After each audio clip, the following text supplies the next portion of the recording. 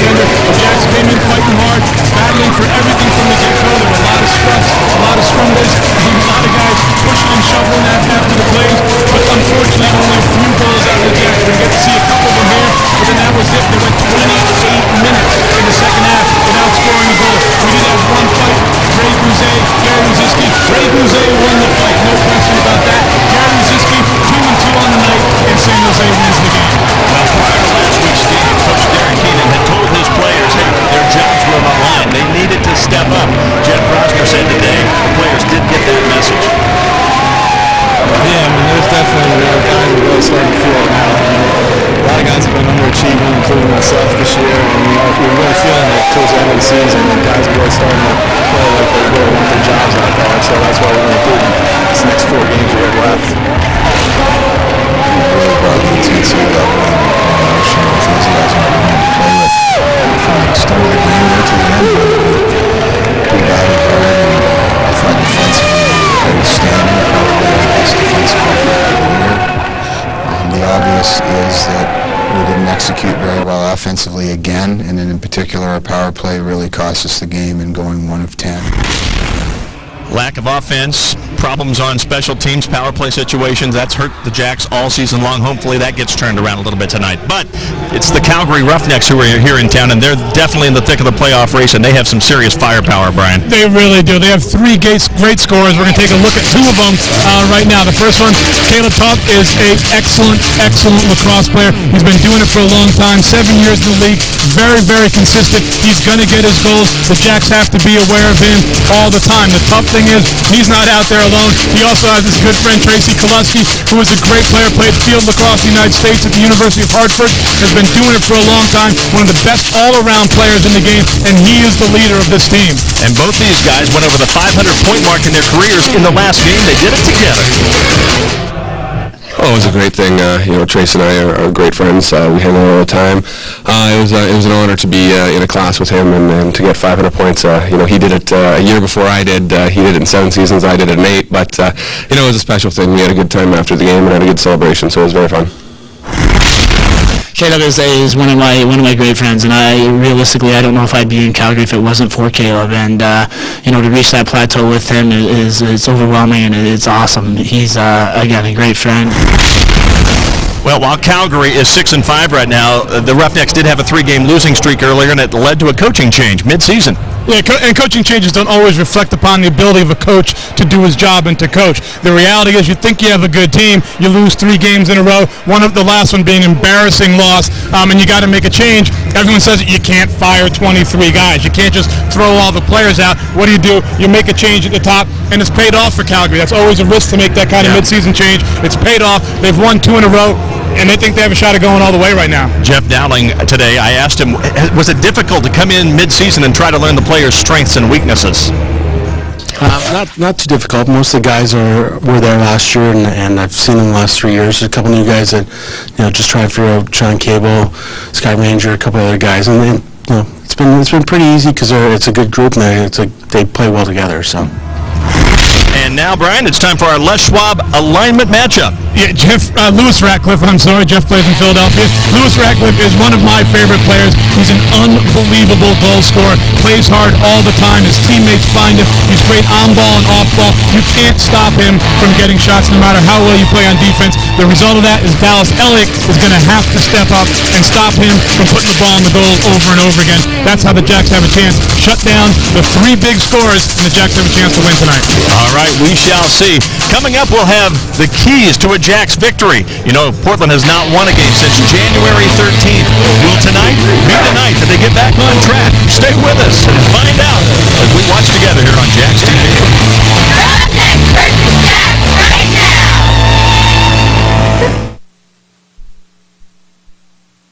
Here's a money-saving idea. Quest has a challenge for you. A challenge to save money. Do the math and add up what you're spending on high-speed internet, cable TV, local and long-distance service. If you're not bundling with Quest, you may be spending too much. Get blazing fast high-speed internet, direct TV service, and reliable digital voice. All for under $93 a month. Compare, bundle, and save. That's our spirit of service.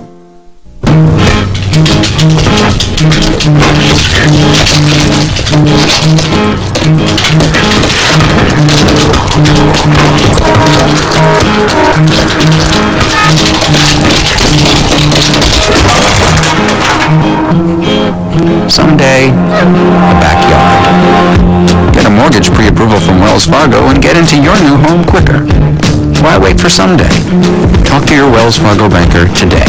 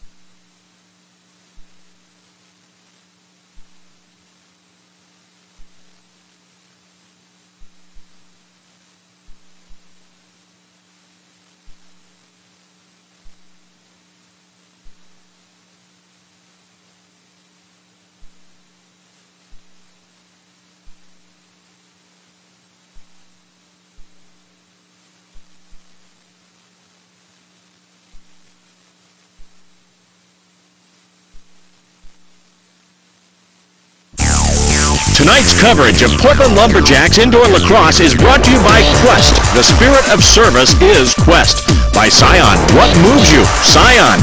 By Wells Fargo. The next stage in banking is Wells Fargo. By Les Schwab Tires. We take pride in performance. Les Schwab Tires. By On Deck Sports Bar and Grill, Portland's premier sports bar.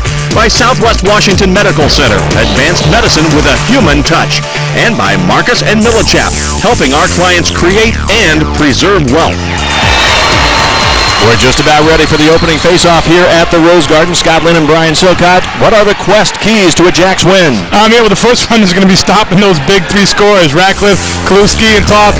They all can put the ball in the net. What we have to do is make sure none of them has the real big night. You know, the 6-3, 6-4. The other thing, no short-handed goals against. It's been a nightmare all year for the Jacks, and Calgary is fantastic. Second in the league in the most short-handed goals for. The third one, maintain intensity. Carry it in from the last game. Play hard for 4 quarters. That's the only way they have a chance. All right. It will be interesting to see Dallas Elliott in goal for the Lumberjacks again tonight. Andrew Leishon will be in goal for the Calgary Roughnecks, and we're ready to go. Pat Jones, the captain, will be there for the face-off against Devin Ray. These two guys both going after it right at the start. Try to get that loose ball, get the first possession. Pat Jones has done pretty well the last couple of weeks coming away with the face-off. Pat Jones really is, he's actually had a very, very good year, and we've talked about it a few times that there's been a lot of situations where he's won the draw and the Jacks haven't been able to win the loose ball, but Pat Jones is really having a very strong year at the face-off X personally. If this first sequence is any indication, we're going to have a battle tonight. Yeah, they're scrapping, that's for sure, and we expected that. This is Devin Ray. His brother, Taylor Ray, plays on Calgary as well. We saw him in the All-Star game. Taylor Ray is a great defenseman, played with the long stick at Duke University and does a fantastic job for the Roughnecks on defense. This is Kaluski. Danger here. Shot wide. Bounces onto the back of the net. It'll be Portland ball. Kaluski has got a ton of scoring ability. He got 22 goals, 30 assists this year, and something we'll keep an eye on, 3 shorthanded goals, and that's been a bugaboo for the Lumberjacks. It really has, and hopefully we won't have to talk about that too much tonight, but they had one game where they let up 7 against Rochester, let up 3 shorthanded goals just last week in the game and post-game. You can't do that and expect to win. Scott Stapleford, late coming off the bench now the offense getting set up. Peter Morgan had his shot. Tyler Hebner with a rocket. Shot clock reset. Scramble for the ball, but Nolan Hebner, his brother, comes away with. We got a brother act going tonight here, all over the place. Yeah, and they'll be on the floor a lot too together, which is kind of interesting. They'll be on the floor actually playing against each other a fair amount tonight. Tyler Hebner is 37 in the home whites, and Nolan Hebner is 40 in the road red. We'll try to keep you abreast of that. Here's Lewis Ratcliffe. Oh boy. Shot clock ticking down, and I think they'll just dump it down and let the Jacks have it on the shot clock violation. And that's a real good matchup for the Jacks there. Bruce Alexander guarding Lewis Ratcliffe. Lewis Ratcliffe is not real fast, and Bruce is a big body that can control his movements and keep him contained. Unfortunate turnover there for Ryder Bateman. Looked like he had a little trouble with the pass, a little high. Could be some energy, a little emotion. I think it is. I think it could be a little sloppy here at the beginning. Both teams are a little jacked up. Game means a great deal to Calgary, as we mentioned. They're right in the thick of it. Tied for third right now. Believing that they still have a chance at home field advantage in the very first matchup at the playoffs. That's what they're looking for. You know, they're not running away with it by any means. They're 6-5, but they are playing to try and get that home game in the first round, which is huge in any league. Obviously, playing at home. Ian Crashler with it. Brody Merrill, who's still bothered, by the way, by the hamstring injury that's plagued him since before the All-Star game. He is on the field, on the carpet tonight, but he is definitely hampered by that. Yeah, when I've asked him about it a couple times during the week, and he just kind of makes a face like, you know it hurts. Yeah. There's no doubt about it. Told me he tweaked it at the very end of last week's game again. It seems like, with a hamstring, anybody who's had one knows that it's trouble. And rest is the solution. That's the problem. Rest is Look out here. Shot and a goal by Jeff Molesky. Wow, of all the firepower, you don't anticipate Molesky being the guy necessarily that's going to get it done. That's Molesky's 7th goal of the season, his 15th point. Those are career highs. Yeah, Molesky, he can play the game. That's the reality. Everybody on the floor here, if they get an open opportunity, they're going to get a chance to score. And Molesky's comes around and no one's there. The man that was guarding him slipped off into the boards. The other Jack is in front of the cage, face guarding his man. There's no one there. A lot of guys are going to finish in that circumstance. Scott Mazrin was the defender who ended up in the boards behind the goal. Proves costly, and the Roughnecks take the early lead. And that's not really a defensive breakdown by the Lumberjacks. Those are the weird things that happen once in a while. And the unfortunate thing is when you're on a 10-game losing streak, they seem to happen more often. Saved by Elliott on the Molesky shot, and right there Ian Crashler comes away with a nice defensive play. He's a pretty good player in transition. Here we go. The young kid taking it away from the vet there. And a big defensive hit right there by Craig Gelsvik. He says, hey, youngster, stop right here. Here's Ray, Taylor Ray. Again, we saw him in the All-Star game. Very good player. And he is a big kid. 6'2", 230. Put together. Oh, man. Ranger loses the ball. Scott Ranger, third year. His first with Calgary. Played with San Jose his first 2 seasons. Yeah, he's gotten a lot more playing time, and he's done a great job with Calgary. Really only, was a part-time player kind of at San Jose, and has really stepped up his game this year playing in Calgary. Yeah, he played a total of 9 games in the 2 years with the Stealth. Here's Mazrin trying to get to the net. Couldn't get there. Ranger to complete the thought. 15 goals, 15 assists, 30 points in his first real playing time in the NLL. Peter Morgan's shot, no good. And often that's what can happen to a player. If you're not given a consistent chance on the floor, it is very difficult to get in the flow, and you're a little uncomfortable every time you're out there. You feel like you're trying to prove yourself every time. Calgary's given him a chance to play every day, and he's done the job. Turnover there, violation against Portland, so it will be Calgary ball. Again, Andrew Leishon is in goal. He and Dallas Elliott are having very similar years, except for the win-loss record. Leishon is 5-5 on the year. Of course, with Calgary having more team success, that has really helped his numbers. Dallas Elliott has almost the same goals allowed average and the same save percentage. Yeah, and this one, statistically, they look very similar. They're much different goaltenders. I think Leishon probably outweighs Dallas by about 60 pounds. Jack's looking for the equalizer. The shot, and it is a goal! Here's your man, Ryan Powell, baby. Ryan Powell, a great pick by Tyler Hebner. Really freed up Ryan. I'm sure Ryan's going to give him a little thank you later on this evening. We're going to see Tyler Hebner come up and just set a beautiful pick. It frees Ryan coming right down the chute.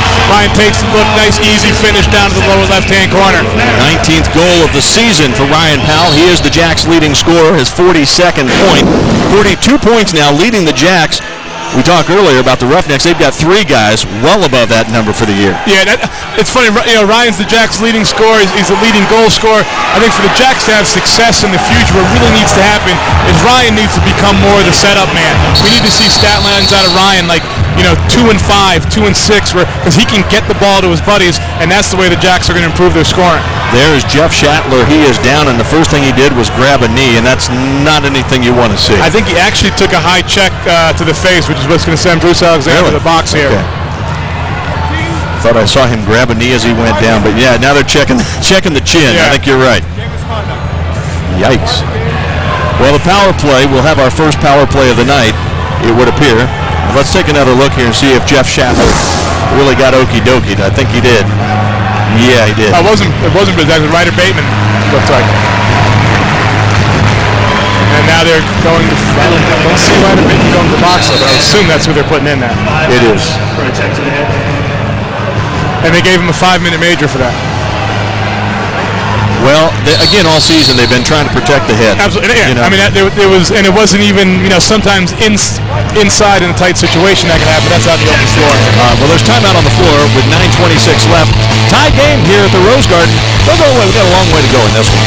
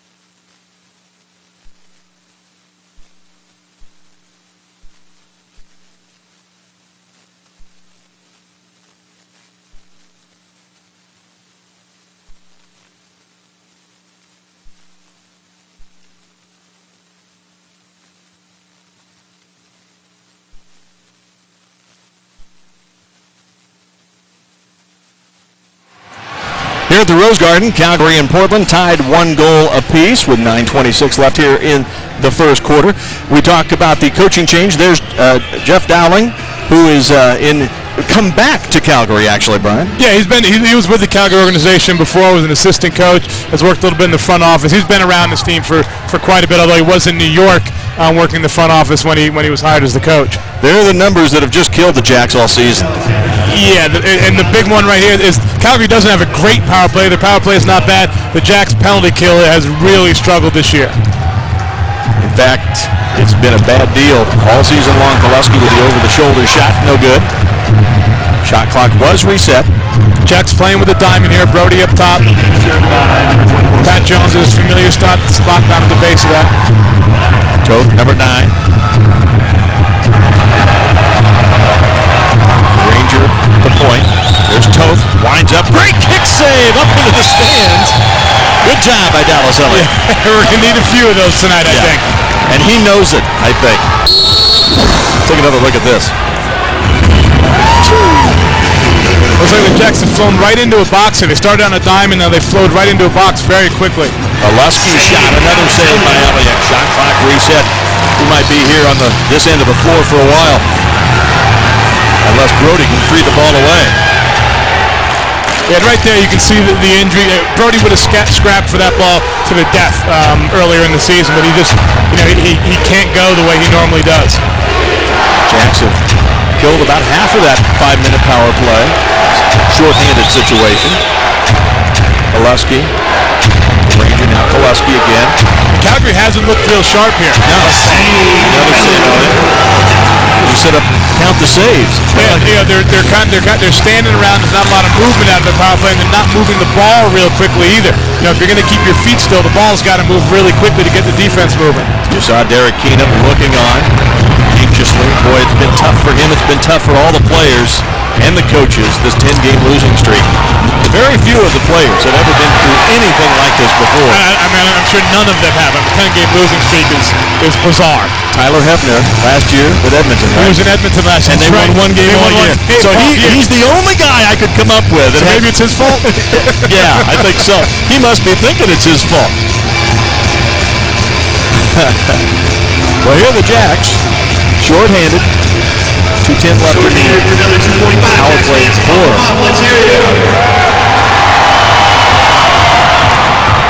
Just run it down. They go 30 seconds. Shot clock violation, Calgary ball. Here we go.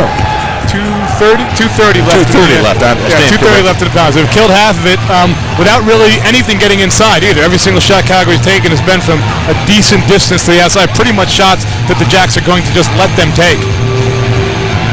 Now Hefner up on top. Shot. No good. Up into the stands again on the near side. So I'm really surprised. We're getting no movement really out of Calgary at all here. The Jacks would be quite content to sit back inside and let them take those shots if they want to take them. It'll go in once in a while, but the reality is Dallas is going to stop most of those.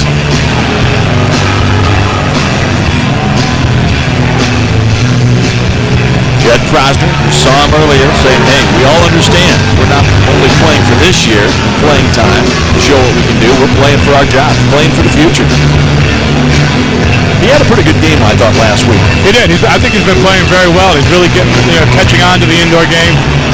He's going to be a good one for the Jacks for years to come. And that's a great play there because now 30 more seconds. Gets the shot on Gage and gets his own rebound. That's huge. Hefner. Prosner, play catch, use the time. Good stuff so far for the Jacks here on the penalty kill. At home and in trouble. Here they come. Prosner, nice save. He's going to get a shot away. And again, another reset chance for the Jacks here. And Brody Merrill pushed. At home and taking the push from behind. Yeah. And the Jacks now can run the penalty down to about 45 seconds if they burn off another 30 here. Ryan Powell on the floor with Holman, Prosner. Bruce Alexander out there as well. Big Bruce.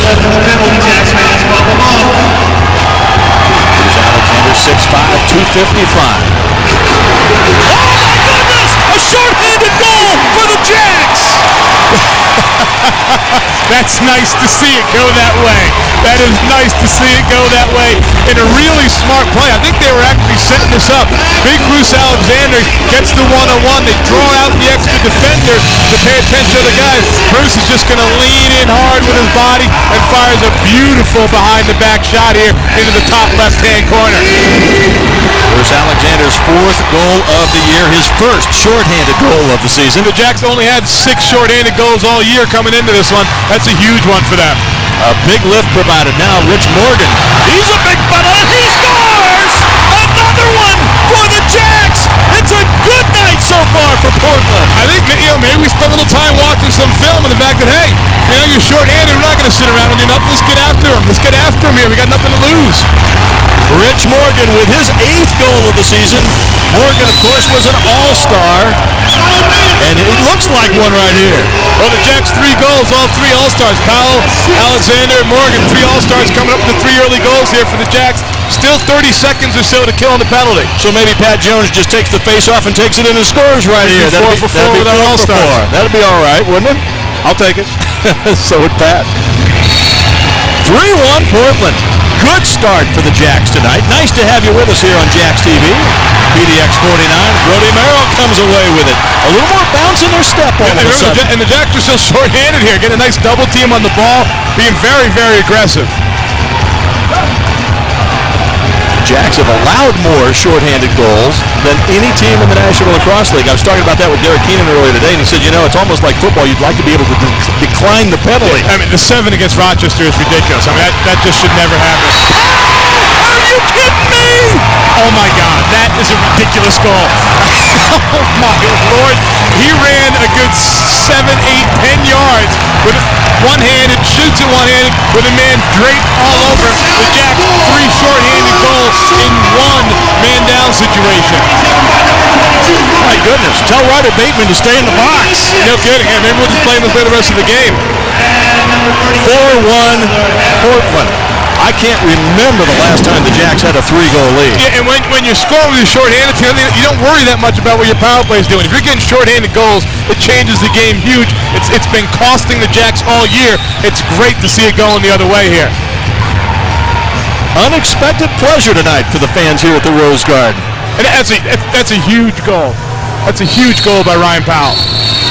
Jeff McComb is the assistant coach in charge of the offense for the most part, and we will hear from him as we go along throughout the evening. So he has to like how that all worked out tonight. Let's see if we can listen in here for just a moment. This is a timeout.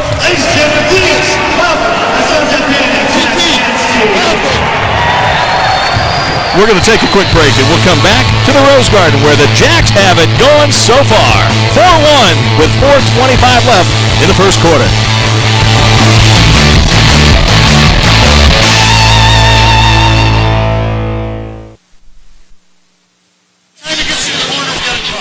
Hey, remember that cutters are open late. They're going to give you one chop, and then the cutter will be open late, all right, Pete? And hold it when you're feeding. Lots of move.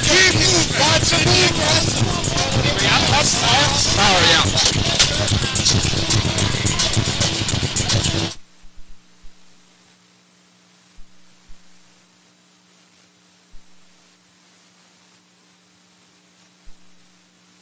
We have 5 guys on the floor.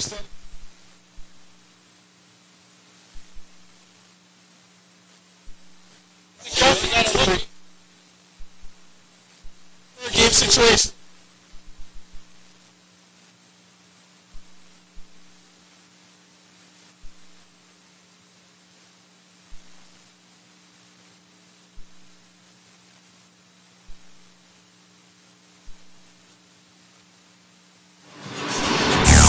Four to 1, Portland leading the Calgary Roughnecks here in the first quarter. Hey, get your season tickets now for the 2008 Lumberjax season. For all the Lumberjax home games, call 503-797-9739 or go to portlandjacks.com. $50 guarantees you'll get all the insider info and privileges for the entire season. Call 503-797-9739. Don't miss out for next year. It's going to be a much brighter season. The Jacks, by the way, a couple of number 1 draft picks coming up in the entry draft next summer, and again, a young team that these last 4 games are going to tell us a lot too, I think. Absolutely, and the desire we've seen out of the Jacks and the intensity of these last 2 games, all the talk about, we got to turn it up, that's where they have to play all the time. You're professional players, you're professional athletes, you got to play like that all the time, and I have a feeling that the adversity they face this year is going to make them realize that it came a little too easy the first year. They now realize you got to come out and battle every day in this league, and right now we have the Jacks on a power play. A penalty was called at the end of after Ryan Powell's goal. The Jacks are on the power play right here. Luke Hinton in the box for 2 minutes, and here come the Jacks. They haven't been real good in this situation, but they worked on this a lot today, and I wouldn't be surprised to see him connect. That shot will go into the crowd. Yeah, I think Jeff McComb was looking to throw a couple wrinkles, do a couple things different, more set plays on the power play, and less just relying on the freelance. There's Tyler Hefner, the Portland Lumberjacks, his brother Nolan, playing for Calgary tonight. And Tyler plays the point on the Jacks power play. That's really the quarterback position kind of in your power play. Up at the point, he's the one that gets the ball the most often and directs it in the right place and starts all the plays. And we'll hear from those 2 brothers a little bit later on here in the game. They have some interesting things to say about being opponents tonight. Elliott, nice job. 42-year-old goaltender looks like he could play another 10, 15 years. I hope so, man. I hope so. We got a lot of brother pairs. My brother on the bench with Calgary as a GM. We have the 2 Morgans playing for Portland, and the 2 Ray brothers playing for Calgary, and then obviously the Hefners playing against each other. Oh, brother. Shot. No good. Holman had a shot at it. And right there, that was a little set play. That's out of the Jeff McComb playbook right there. Hefner almost got one there out of nowhere. 30 seconds right now on the power play right here. So effectively, the Roughnecks should be able to kill the man down.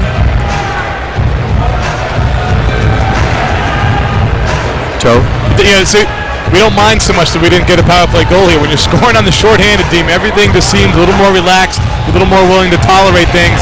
And the Jacks need to get power play goals, yes, but they make sure they don't give up any shorthanded. And when you're getting the shorthanded, everything looks good. Dallas Elliott with yet another save. Dallas, of course, one of the big winners. Played 15 years with Philadelphia, won 4 league championships. He was the championship MVP in '98 and '01. Dallas Elliott, he is a winner. It's been a frustrating year for him, that's for sure. Howell. Shot. Leishon looks a little bit unsettled right now. He did right there, didn't he? Yeah, he definitely looked a little uncomfortable right there. He didn't hardly react to the shot even. Ranger looking for Radcliffe, gives to Toth. He didn't look that great on Ryan's first two shots. I wonder if he's having trouble picking up the ball out of Powell's stick. Bruce Alexander putting on the defensive pressure. Give to Toth. He winds up, shot, I think, off the post. Hit the crossbar. Wow. Saw it move the goal, couldn't tell if it was post or crossbar, but it was right there. It got metal. Yes, it did. Here we take another look. Let's see. Boom, right at the junction almost. We have a broken stick out there on the floor right now. And a shot. And a save by Elliott. Bell's looking sharp so far, though. Yes, he is.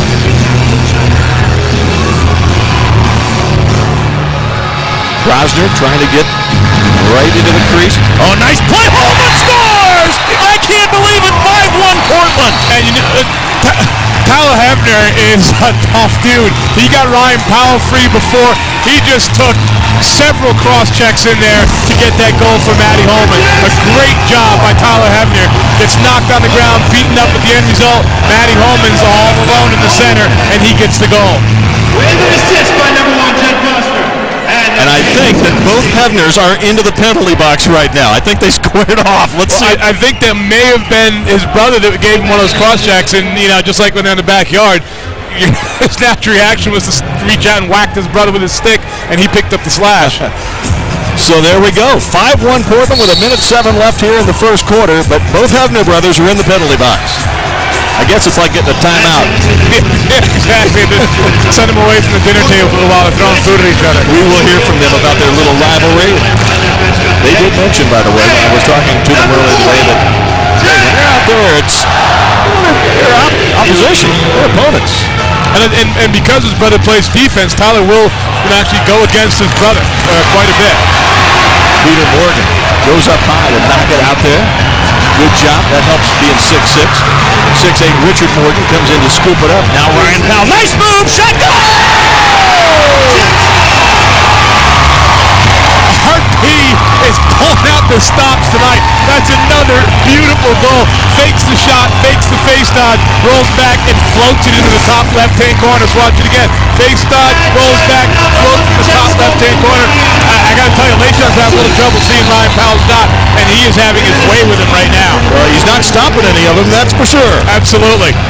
Ryan Powell, what a job. RP's third of the night. I like that finish right there.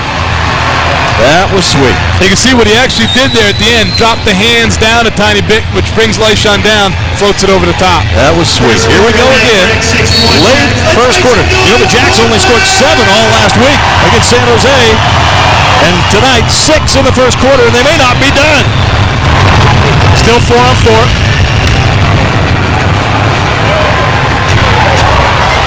Boom. Guzet comes up from behind, knocks the ball away. That's just not a smart play by Phillips. I don't know what made him think he was running through that double team. Ray Guzet, 2 seconds left, and no shot attempt. That's going to do it for the first quarter. And what a first quarter it was. The fans at the Rose Garden are on their feet. And well, they should be. 6-1, Portland leading Calgary. Don't go away. Fun here at the Garden.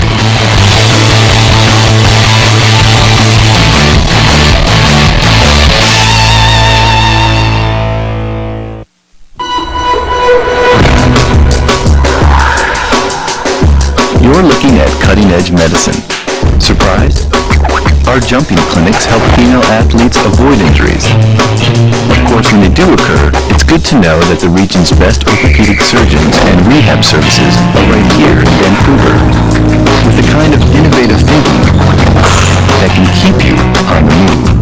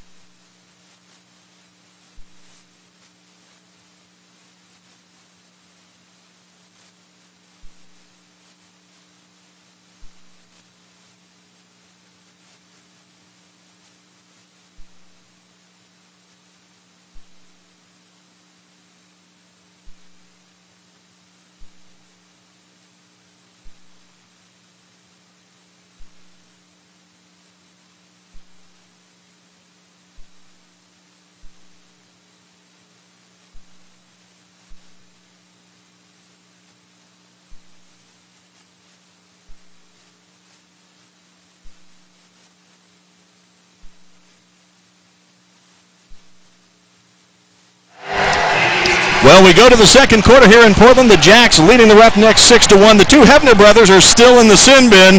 They're not going anywhere, but I did get a chance to talk to them earlier today about their friendly little rivalry when brother plays against brother. Yeah, we did play one game last year when he played for Minnesota and I was with Edmonton, and he's one up on the series now, and so he actually got a goal in the game and I didn't, so I've heard about it for about a year now. Yes, I am up 1-0, and which was a little bragging rights around the dinner table, which was nice. He's not very, he's not publicly quiet, and he's done quite a bit more trash talking than I have. We just goof around. We're good buddies off the court. But like I said, on the court is a totally different story. So we'll see what happens tonight. Well, let's see what's happened. They're both in the penalty box right now. That's what's happened so far. I guess they're and the Jacks are up 6-1. More importantly, yeah, that's the important number tonight thus far. Now, if you're new to the National Lacrosse League, you must understand, with 3 quarters to play, this is far from over. Absolutely, 5 goals is nothing. I mean, that can be scored very, very quickly. Especially with Calgary, the firepower that these guys have. The Roughnecks are very good, and this guy in particular, Lewis Ratcliffe. He's very dangerous. I mean, they have a number of guys that can score, and they're going to get their shots. The Jacks can't let up at all, have to maintain the intensity. The reality is we haven't seen a lot of quality shots out of Calgary thus far. Schaber into the corner now, gives it to Ratcliffe, working on Rich Morgan. 6'8", 260 defender, tough to get through. Ratcliffe couldn't do it. And what the Jacks would love to do is to force the Calgary players to play one-on-one. Their strength is much more moving the ball, getting the ball to each other. One-on-one dodging is definitely not what they're the best at. 2 on the shot clock. Ellick with a save as the shot clock expires. But it's still Calgary ball. Ratcliffe, another shot. But Dallas is a perfectionist. He's going to be upset with himself on that one that he let up the rebound. I'm sure he feels like he should have been able to control that one and reel it in and get the Jacks going the other way. Shatler, arm save by Elliott. Real nice save there by Dallas. He had him fooled. He was leaning the other way, but got that right elbow up to make the save. Shot clock was reset. Now they're going to send somebody to the penalty box, and let's see, I believe it's going to be the Calgary player. I think they're sending them both. Are they? Brody's going with them. Yep, he is indeed. The fans here don't like that. That's the way it's going to be. Andrew McBride goes into the penalty box along with Brody Merrill. Let's help find that bench, Jacks fans. Number 37. For each of them, so it'll be 4-on-4. The jack-in-the-box penalty box is where Brody will spend the next 2 minutes. Yeah, that's a tough one on Brody. I mean, I guess they have to call both of them maybe in that situation, but clearly one was the instigator and the other guy was just kind of trapped against the boards. What a game thus far for Portland.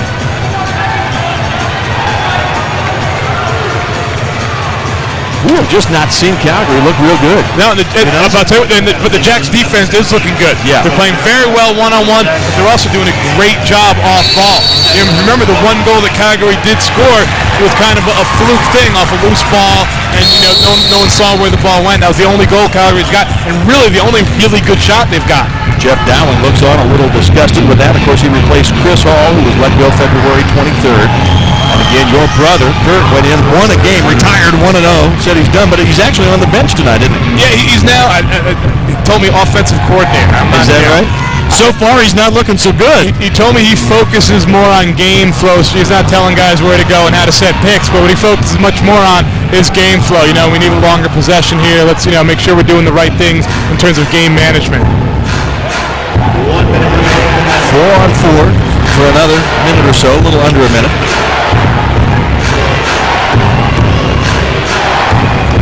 You can't even just stand around and hold the ball. Rich Morgan's going to hit you with a stick. He can do it from a long way away. Rich Morgan's got long arms. Yes, he can. Good defense. Round the ball. Here we go. The Jacks defense right now. Aaron Reisig. He's got Ryan Powell on the opposite side. He sees him. Look out here. Yes, sir. 4 for Powell. 4 for Powell. That's the twister we saw several times in the All-Star game. I really was surprised Ryan didn't go with that shot on his first opportunity, but used it there in transition. Great job by Darren Reisig, the old man getting up and off the floor. Ryan Powell getting out there with him. Rare you see Ryan playing defense, but it pays off right there as he gets into the transition. Beautiful goal for the Jacks. And he loves it. Ryan did not have a particularly offensive game against San Jose. Last game, he absolutely did not. You know, he was moving the ball more, didn't take as many shots, took a couple of not so good shots. Just didn't have the point. I think he ended up with no goals, 1 assist last weekend. He told me he was coming to play tonight. Well, he is doing that. He has scored 4 of the 7 Portland goals thus far. See Ziggy running the floor, it's a nice thing to see. And Ryan Powell, that's the twister right there. You bring the stick across, dump it back into the 5-hole. And a shot and a save, and we have a new goalie in, by the way. Ryan Avery now in goal. Pulled by shot very quickly. That's something you'll see a lot. For those of you in field lacrosse, you generally stick with your goaltender. This is much more hockey, and probably even more likely than in hockey. They'll change a goalie. If he's not seeing the ball well, not making the saves, they make the change very quickly. Well, I think Jeff Dowling probably saw the same thing we did as the shot is wide, that his goalie was struggling tonight early on. Well, we're going to have a penalty against Portland right here. Ray Guzet, I think, is going to get 2 minutes. Yeah, and I'm wondering when that happened, if that was before the Jacks got possession or after. Because if it's after the Jacks got possession, that's a very bad penalty. It might be right No, now. yeah, I think they called it beforehand. Right. Yeah. Yeah, I think it had already been called at that point. It was a delayed penalty. So once the Jacks got possession, they stopped play. So now power play for Calgary as Ray Guzet goes into the penalty box. He was the one that won the big fight last week, and he had the crowd on its feet there late in the game. Unfortunately, as we said, that was the only highlight. As the Jacks. He won the battle. Rosiski won the war. Yeah. 28 and a half minutes at the end of the game, the Jacks went without scoring. They were leading 7-5 and then went dark. Ratcliffe scores with a vengeance right there. Yeah, real quick release. A little more movement out of Calgary there in the power play, and just a real quick release. That's a little bit of ball movement, makes Dallas move. Just the pass across there makes Dallas move, and then the quick release out of Ratcliffe gives him no time to get set. Lewis Ratcliffe, who's led the Roughnecks in points the last 3 seasons, scores his 31st of the season. Yeah, and that's a nice shot. I mean, he gets the head of the stick moving quickly, and Dallas really doesn't get a chance to set off the pass. 3-time All-Star. He had a 9-point game this year against Colorado in which he had 6 goals, 3 assists. He scored every way possible. Short-handed, even strength, a power play, even a penalty shot. That's nice. That's nice. And Ratcliffe is put together, too. He's a personal trainer. He spends a lot of time in the weight room. He is a big, strong kid with very, very strong wrists. And you can see it right there in that shot, how quickly he's able to get it in and out of the stick because of his wrist strength. Scored a franchise record 91 points with 54 assists, also the franchise record last year. Scored 3 goals here in the Rose Garden against the Jacks a year ago in a win. And that's that moving pick call right there. Holman trying to return the favor for Hefner and get him free for a shot, but Matty Holman gets called for the illegal pick in the back. Actually, nope, we're getting Calgary. They'll send to the box. Ooh. So the illegal pick stopped the play, but we had a delayed penalty up in the back. Stopped the play, but the delayed penalty will send the We have a power play right here. You know, Ryan Powell always has a smile on his face. He has the cross stick in his hand, but I'm sure he's a happy camper. With the youth groups around. Yep, he and I run a thing called Rhino. We see a lot of kids, get to coach a lot of kids. I'm gonna have a lot of fun with it. And Ryan loves being around the crossfire. In the net right here. Get even with his brother. Holman! Up high. Went down low to high on that shot. And that one hooked in his stick a little bit. I think it was about 6 feet high. Got one. That's 2 minutes. Brody Merrill comes up with a loose ball. Brody again having a couple more. Yeah, playing limited time in a couple of them. 130 loose balls on the year. I think he had a real shot at his team record, almost league record, of 214 loose balls set last year. McBride. Wow, we're getting Hefner. And now the Jacks are good too.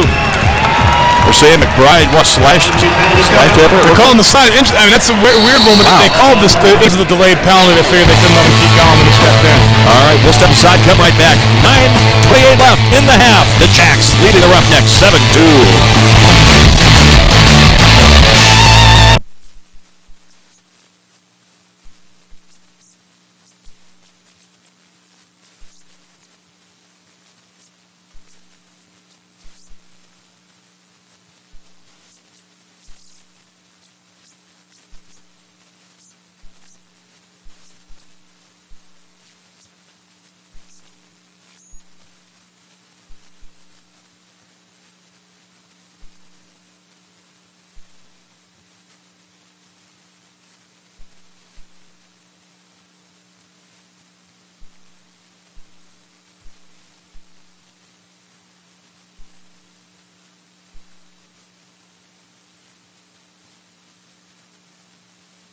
7.5 minutes left in the half. Portland on top 7-2.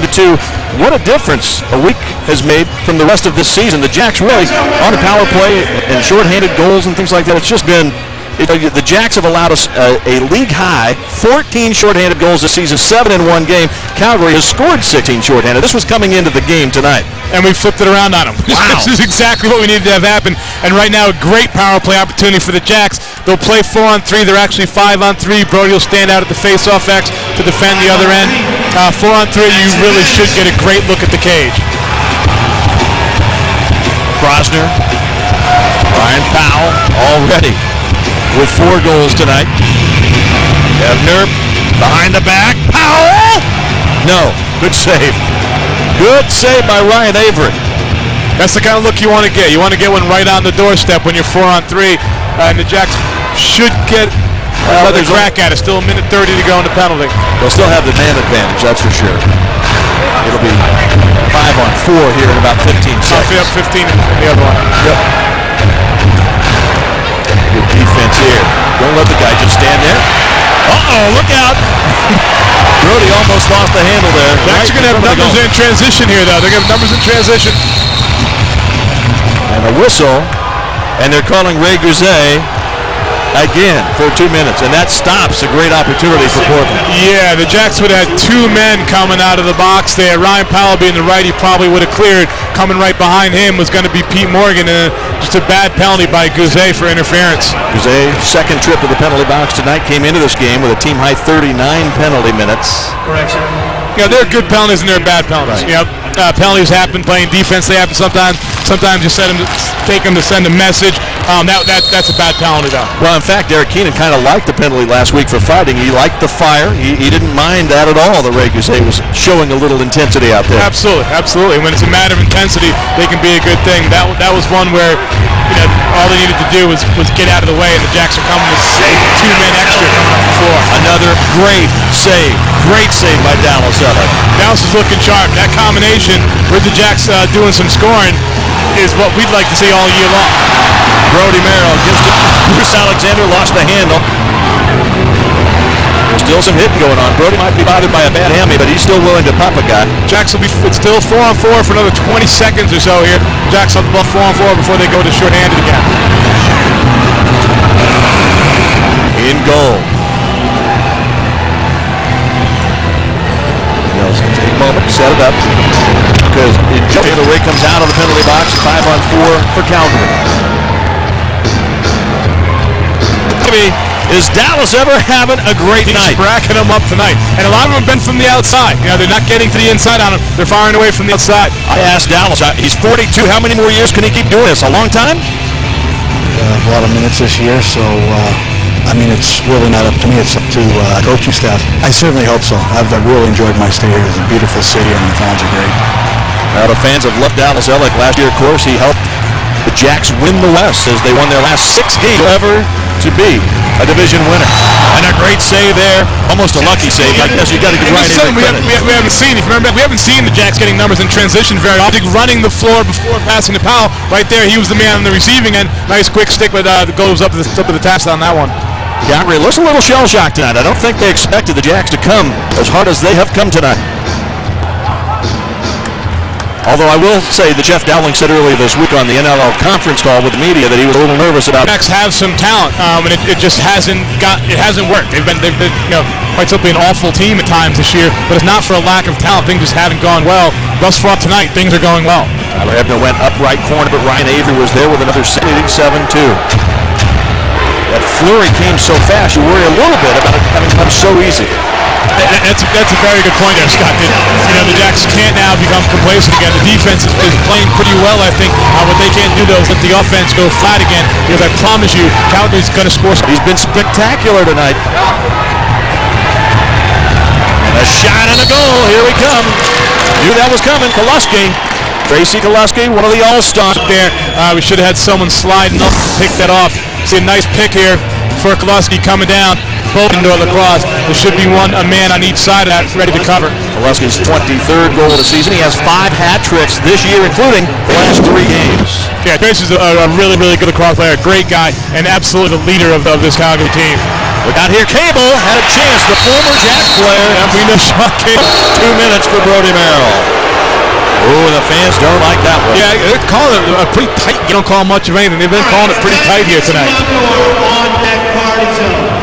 Players coming over the bench as Brody Merrill goes into the penalty box. 4:50 left here. Eric Keenan, his team with a 7-3 lead. We'll take a break and come right back. Don't go away. 4:50 left in the half. The Jacks lead has been cut to just 4. Still a long way to go.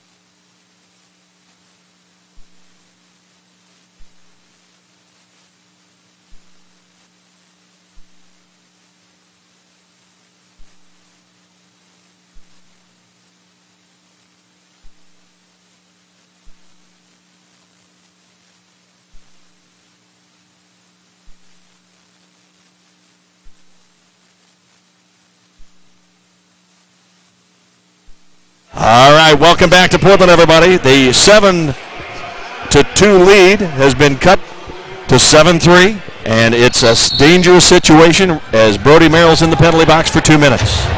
Thus far, this has been productive for the Jacks. Yeah. 3 short-handed goals, but absolutely, this Calgary power play is good. A lot of guys that can score, but the Jacks are doing a good job, and the Calgary power play has looked flat, quite simply. Oh, very flat.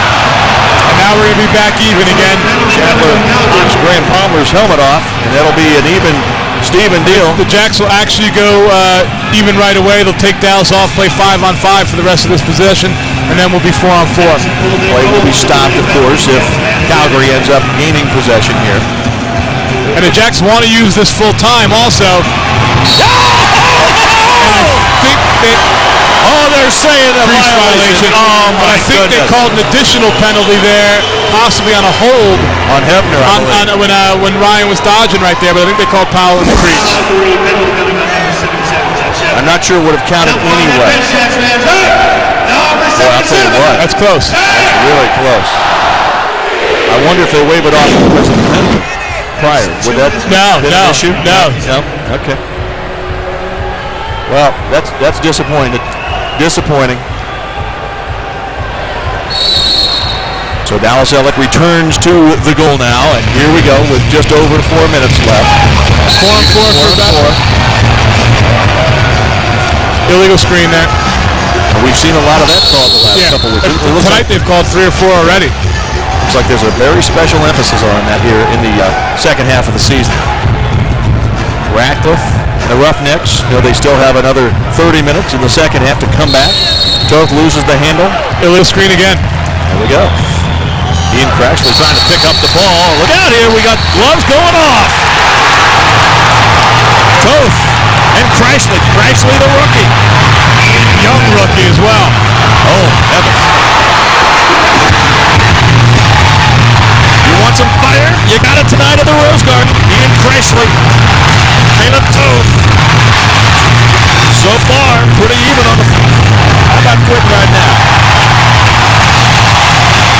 Ian Crashley, the youngster, says, I like it. How about you guys? You like it up there? Twits a little bit here. That's purely Caleb Toth trying to get something going here. Wants his teammates to get fired up. I mean, Caleb Toth is not a fighter. Usually he's a goal scorer, but he's 19, 20 years old. Is having none of it, though, and says, all right, let's go. Caleb Toth's only had 11 penalties. That's part of being in the NLL. He didn't seem to be too bothered by it, did he? No. He's a kid. Nothing hurts, man. Yep. They got over there and it looked like the two of them said, okay, I think we had enough.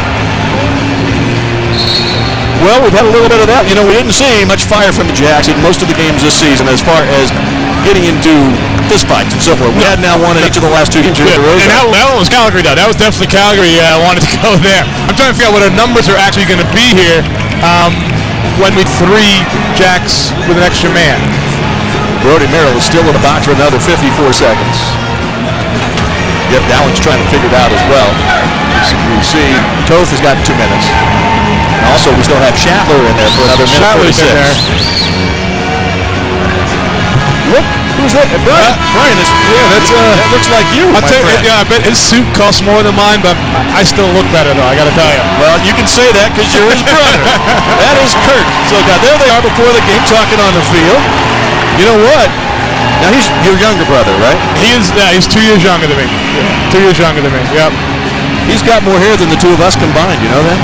Yeah, he's losing it there. Let's go back a little bit. Yeah, it's not going to be around for long. And again, he coached the one game after the dismissal of Chris Hall and got the win. And I know he called and told you, hey, I'm 1-0, I'm retiring. Yeah, you know, I am a lacrosse coach, and obviously as a longtime coach, I've lost some games.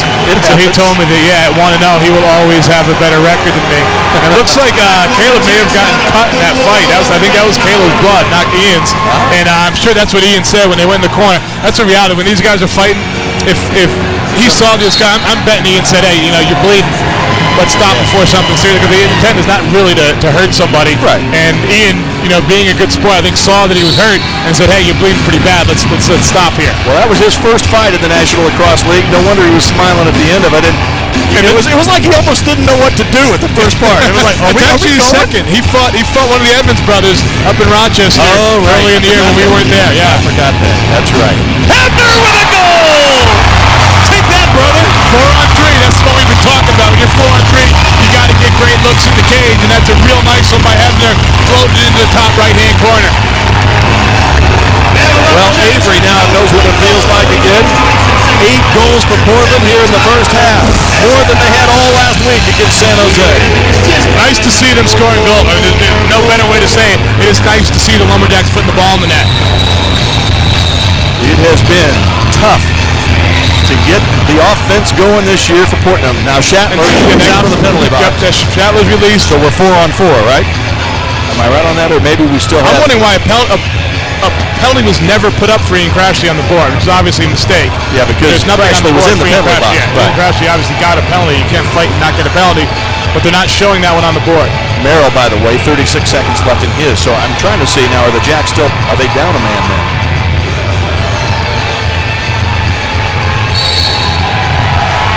Right now we're playing 4-on-4. We're playing 4-on-4. So Crashley did not get a penalty. I don't know how that's possible. Boy, me either. But Ian Crashley does not have a penalty on the board.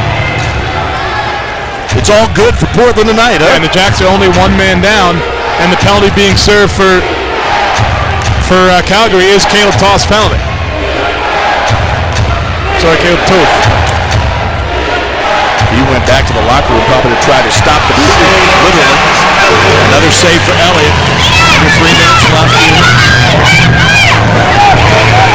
Banging on the boards again. A little fire here. And now the refs are saying, hey, we need to talk this over real quick. You know what, I'm thinking what Caleb's penalty that's up there was actually a 2 minutes. They may have given him a 2 minute for interference when Ian was trying to start play and Caleb checked the ball away from him, which is what created the altercation. He may have gotten a penalty for that. This is the penalty that's being served. Reminder, coming up at halftime, we'll have the first half highlights and the stats. We'll have Lax 101 with Brian, taking a look at the game. And of course, one-on-one with Jacks coach Derek Keenan as he talks about the rest of this year and the future of the Portland Lumberjacks. Oleski wide to the right side. And the Jacks are back on the power play right now, obviously playing defense, but they have 5. Calgary has 4. Shatler loses the handle. Brody Merrill with it. We're going to have about 30 seconds here power play. We need 1 set here out of our power play, chance to score.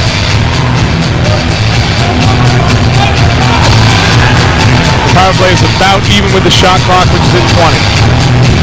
2 minutes left in the half. 8-3 Portland. Unbelievable the way the Jacks have come to score tonight. Another shot there by Prosner. Nice look by Powell. And the shot clock is reset.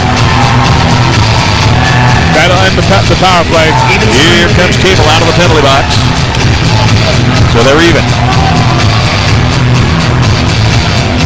Looky here. No, save. Powell going left-handed. I could see Ryan was going for it, too. Powell going left-handed.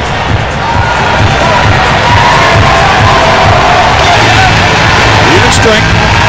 This is Darren Rising.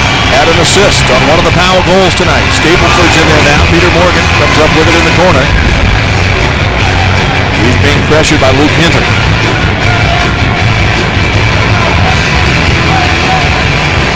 Crowd a little quiet here tonight, except for that flurry of goals that the Jacks scored, shorthanded no less. Oh my! Crosby can shoot the ball hard. He's a long kid. He can get it moving. You know, one of the interesting things tonight is Kelly Hall, who the Jacks acquired mid-season, is not in the active roster tonight. So here's a guy who you think of as one of the Jacks' leading scorers, but the decision not to have him play. Kelly Hall is a shooter, and as I think we talked about it during the game. His shot's been off the last couple of games. I think that the coach said, "Hey, we can't keep having you not score," and they made a change. And there, Lewis Ratcliffe. Yes, sir. Nice look at that quick release down. He gets his hands out there and gets that stick moving with a very quick little motion, gets it moving real fast, and it's deadly accurate. That's a nice bounce shot. That's a tough one. Dallas goes down on the bounce shot. It bounces up over. It's a tough one to stop. Well, you hate to see him get one in the final minute of the first half, but you would hate to see him really get two. You know, you don't want to let him get a little bit of a trend going here as Ratliff scores his 32nd of the year. By the way, I do want to mention that there are going to be 3 Lumberjacks players on Team USA competing for Team USA at the World Indoor Lacrosse Championships in Halifax, Nova Scotia. Jed Prosner, Scott Stapleford, and Dwight Beck here are all going to represent the Jacks on Team USA. So congratulations to them. Merrill.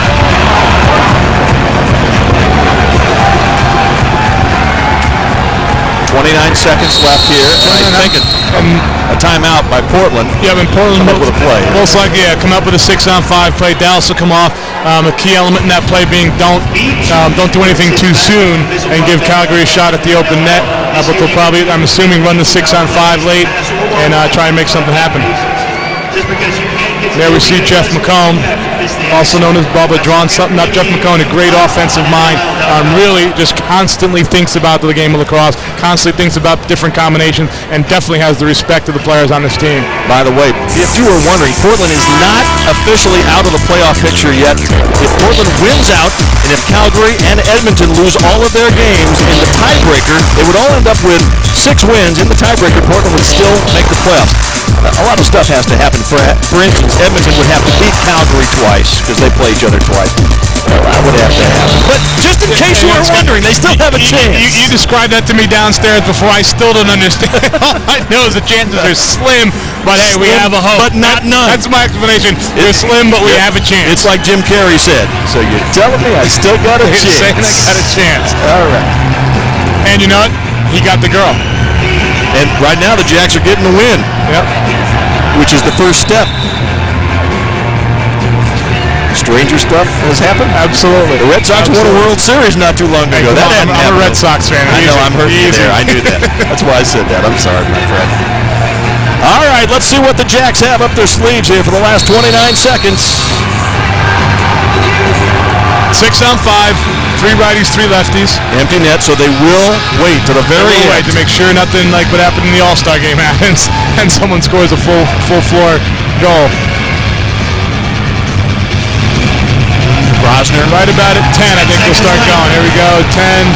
Brosner was stable foot out there. Gives to Hefner. Good screen by Holman. Shot. Look out here. Length of the floor shot. No, we got a whistle to stop the play. Taylor Ray and the goaltender Ryan Avery are going, why did you blow it whistle? Not sure why taking a shot. And that is, Hefner had the shot he wanted, I think, and you could see it hooked in his stick. He was going for that top right-hand corner. It hooked in his stick and came back into the center of the goalie's chest. So now I believe a timeout was called, I want to say by Calgary. Players are still trying to figure out what's going on. There is 1.3 seconds left. And it will be Calgary ball for that last shot potentially here. They have pulled their goaltender, Jeff Dowling, has a play going right now as well. but they're down at the other end. So. I'm surprised they called the timeout, though. I think your odds are much higher of scoring full length than getting a goal at 6-on-5 in 2 seconds. Again, in lacrosse, if the shot is away, it will count. Correct. In this version of lacrosse, the shot is away. Does not have to go into the goal. Just has to be out of the stick. Well, that was a quick 1.3, says Lewis Ratcliffe. I think Lewis thought there was more. He held up his hand like he thought there was 5 seconds, but there was only 1.3. 1.3, Lewis Ratcliffe's going to lose this battle, as right now the Jacks are winning the war. 8-4, Portland leading Calgary at halftime. Don't go away. We'll be right back. We've got a lot of stuff to show you, including a little one-on-one discussion with the coach of the Lumberjacks.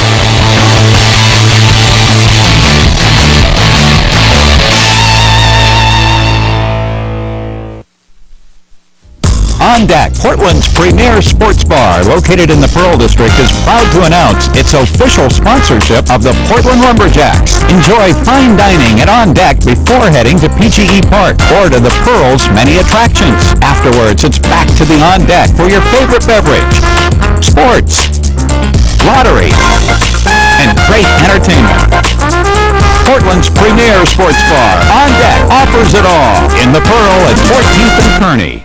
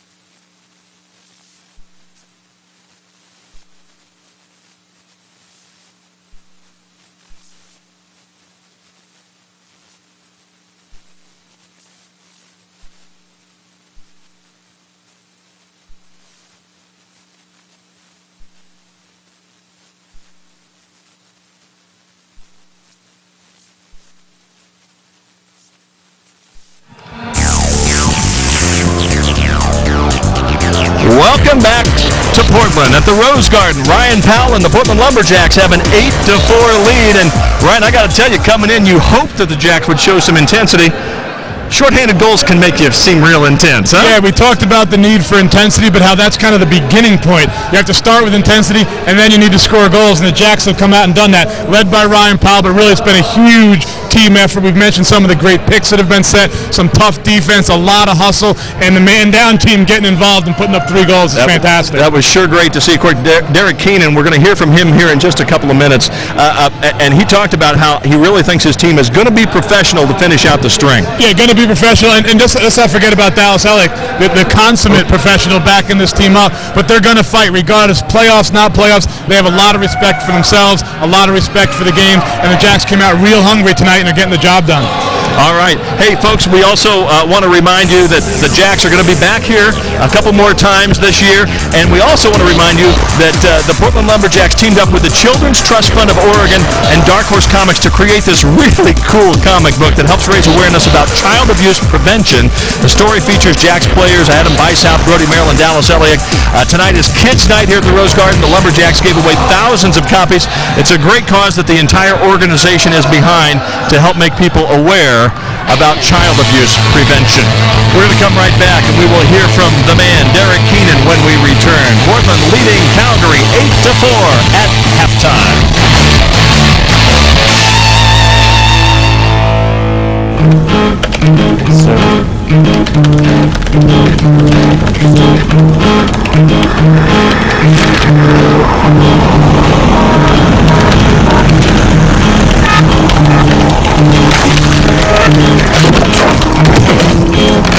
Hi, hon. Wells Fargo home equity account can help you make the most of your home. Why wait for someday? Talk to your Wells Fargo banker today.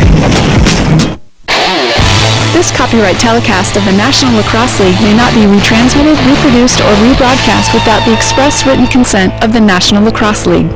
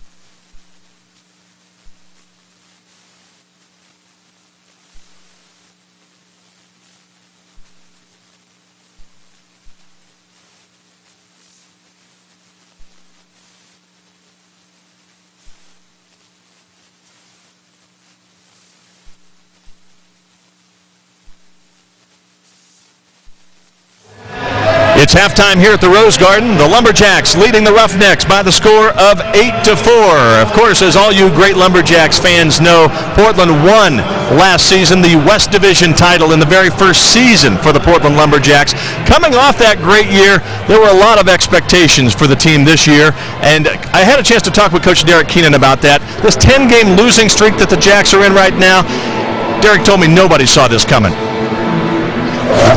No, certainly no, and we did have a lot of success last year, and one of our concerns even preseason, though, and some of our players in our leadership group particularly mentioned was the fear of complacency, and I think a little bit of that sunk in, and even after our first two games, which we won, I knew we weren't playing very well. I thought we were fortunate to win the game here with Buffalo, a couple breaks late, and then the overtime win. And then in Philadelphia, really, we ran up against a second or third string goalie and didn't play well defensively, but managed to get a win. And then from there, things have obviously gone south on us. And not what we've expected for sure. And losing 10 games in a row certainly isn't something I've ever been through or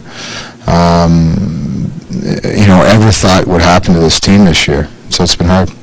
This team is made up of players and coaches who have all been winners in the colleges or the pros. What's this experience been like for people like you and Dallas Elliott, guys who've won championships?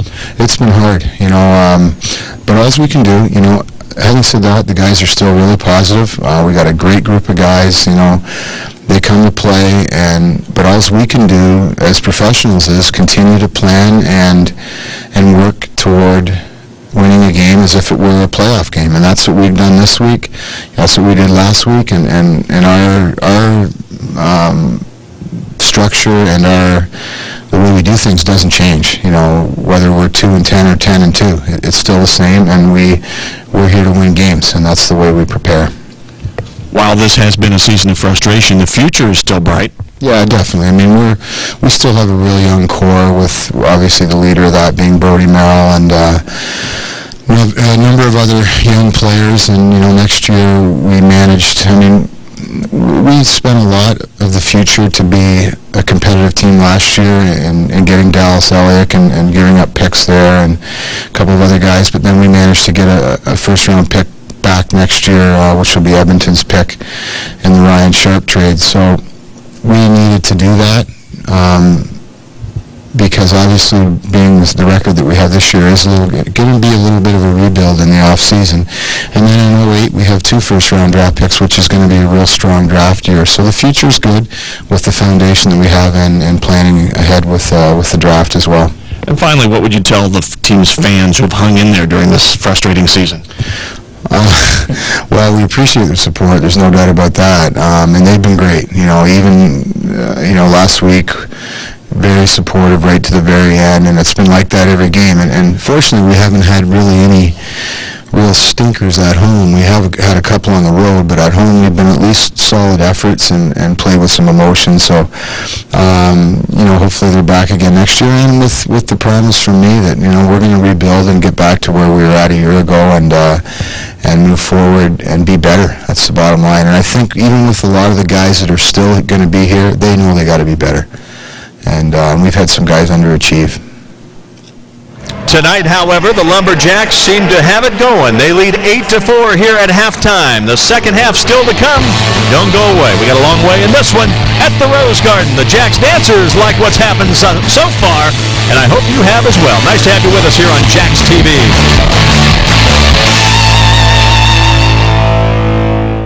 Here's a money-saving idea.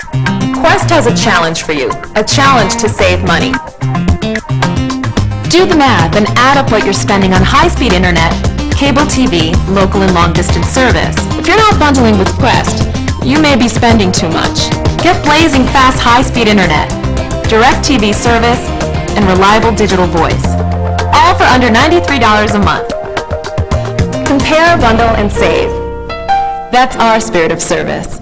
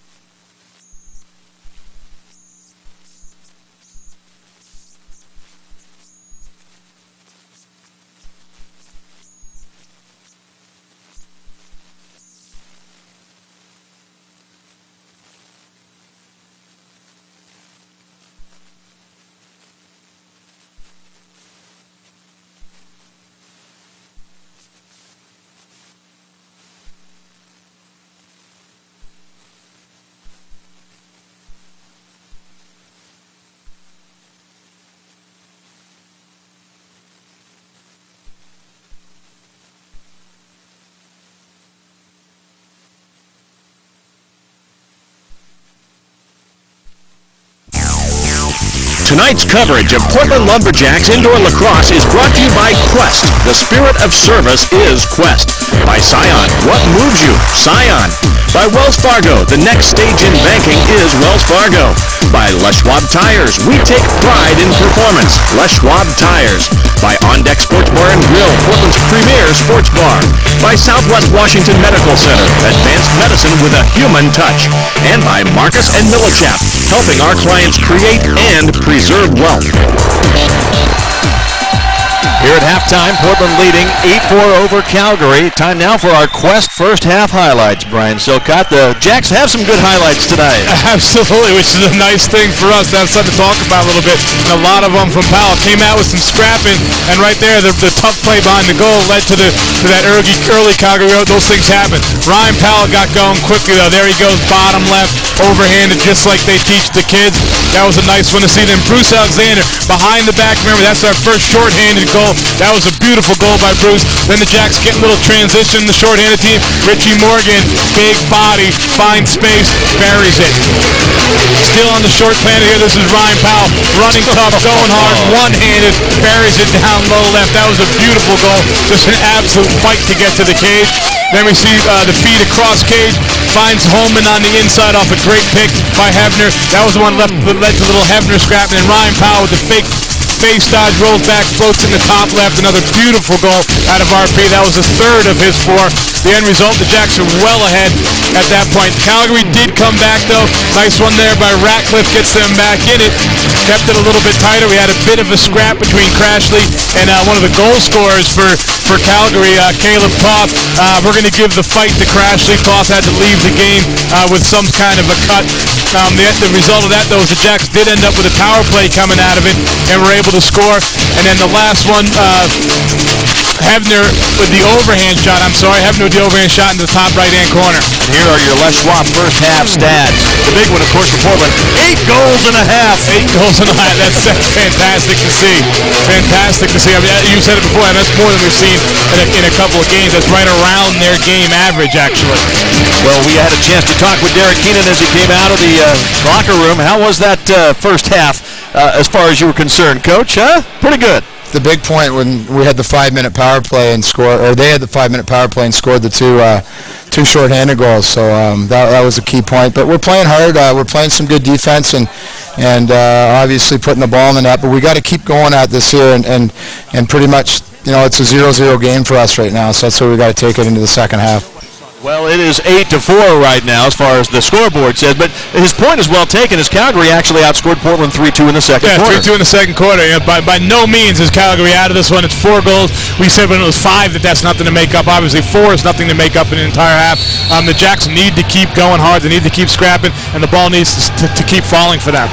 Look at that, all 10 players were right there. Yeah, right there in the face-off circle. And remember that the Jacks built that lead before the goalie change, when things have settled down a little bit offensively for the Jacks since the goalie change by Calgary. Brian Avery's done a nice job. Dallas Elliott continues to be marvelous in goal tonight. Dallas really has played very, very well thus far. Derek Keenan told me that last week's turning point was when the Jacks did not score. They were leading in the game. They had a 5-on-3 situation, did not score. He goes, hey, on a 5-on-3, you got to score 80% of the time. Instead, the Jacks ended up going right after that scoreless for the last 20 and a half minutes of the game. And we talk all the time about how the key to scoring is getting good opportunities, repeated good opportunities. And in that 5-on-3, they didn't even get a good look at the net that entire 5-on-3. Shot clock violation, gives the ball back to Calgary. Crowd settling back into their seats after heading out for some refreshments at the half. A happy crowd, thankfully. Happy Portland crowd here. Shot no good. Nice defense. Again, that's the matchup. Bruce Alexander on Lewis Ratcliffe. I really like that matchup for the Jacks. Ratcliffe 6'1", 200. Of course, Bruce Alexander, we mentioned 6'5", 255. He's being physical. Now here's an opportunity. Rising. He'll probably hold up here.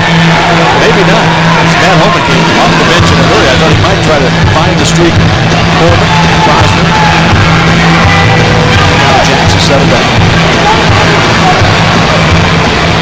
Merrill still in on offense right now. Crosner, low shot. Nice save.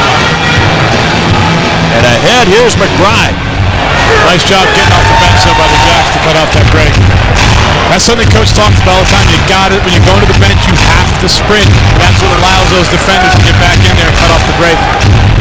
Offensive player has to hurry in the front door. Defense comes out the back. Got to hurry out the back door, absolutely. And it works both ways. You can create transition by your defensive players hustling to the door and getting the offensive guys out to create the transition the other way. Slow start to the third quarter. Oh, nice passing here. Yeah, it was a little too unselfish there. I think they had a shot. They should have taken the shot, I think, yeah. Ranger. 10 on the shot clock. Had Jones, good defense by the All-Star. Whistle. And a hole, I think, being interference, called. Yeah. Against Calgary. Calgary penalty coming.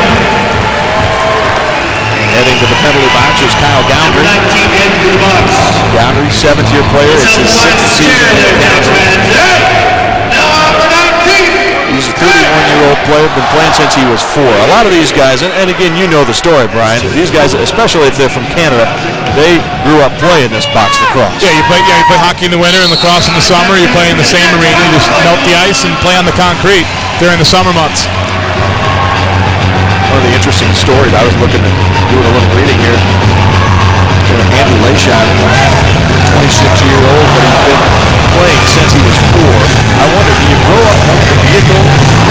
Do you want to take the shots at you? There are guys that do. There are definitely guys that do. There are a lot that are placed there. There's a lot of younger brothers that play goalie. You know, the older guys want to shoot the ball. They need someone to shoot on. That's right. They take junior, hey, put on these pads and stand over there. Got to ask you, did little brother Kurt ever play goalie against Brian there? No, Kurt was not a lacrosse player, actually. And Brian actually didn't start playing lacrosse until he was in 10th grade. I was a late comer to the game. There you go. Kurt's done a great job over this Calgary team. Yes, he has. He really has. He did a great job when he was in Buffalo, and has really done a great job with this Calgary team.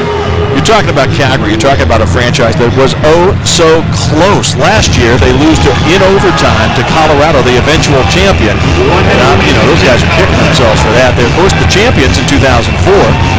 Came close, I think, in 05 as well. Yep. Yeah, and they're a consistently strong team. And again, it's led by that group of Toth, Ratcliffe, and Kaluski. Shot into the crowd. Shot clock reset. It'll be Portland ball. Their big question mark this year has been the goaltending, and we saw the Jacks chased Lashon pretty quickly. I like this movement the Jacks are getting here. What they're doing, they're using RP as a righty and a lefty. And the cut right there leads directly to the goal. It's a real Jeff McComb just making things up all the time. The fact that Ryan Powell can go from the right side, circle behind the crease, and become a lefty in the power play opens things up and creates a situation that no one's really ever seen before, to tell you the truth. You see right there at the beginning of the replay, Ryan coming around the other side. That's a little unexpected. They send the cutter off of that, leads to a quick goal for the Jacks. That's a very, very nice play that Jeff McComb drew up. For Powell, his second assist of the night to go with 4 goals. He's having a good evening. Nice day for RP. And Mr. Hebner has to like it. His 9th goal of the season. And as he said, his brother won last year's matchup, but he's trying to even the family series tonight. Yep. And he didn't score in last year's matchup, correct? And he's got 2 already tonight. Let's not forget, these two teams, after they battle for a full hour of on-field play tonight, they got to get in the plane and go up and do this again in Calgary tomorrow. Toth trying to work at it. Pulaski. Looks like we have a penalty here. Late penalty. The goalie's off. Man advantage right now for 6-5. Tried to get it to Shatler. Good defense by Rich Morgan. Toth winds up, cranks it, and Elliott with a save. Now the whistle and the penalty. A nice save by Dallas. One more time. Just over 10 minutes left here in the third quarter. Have we seen Ian Crashley since that fight? I don't think so. I just noticed that Caleb was back on the floor. I don't know if we've seen Crashley since then. Actually, he was on just there, and he just went back into the box. Okay. Not in the penalty box, but back to the bench, right? Okay. Unless he came out of the box to let somebody in. But he was out on the floor there for just a moment, so yeah. Shot, Elliott save. Good gracious. Graham Palmer ahead to Brody Merrill. Brody will, likely hold it up right here.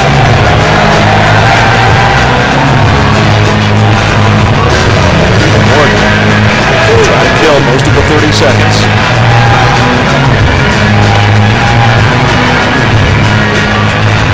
Brody just hanging on to it.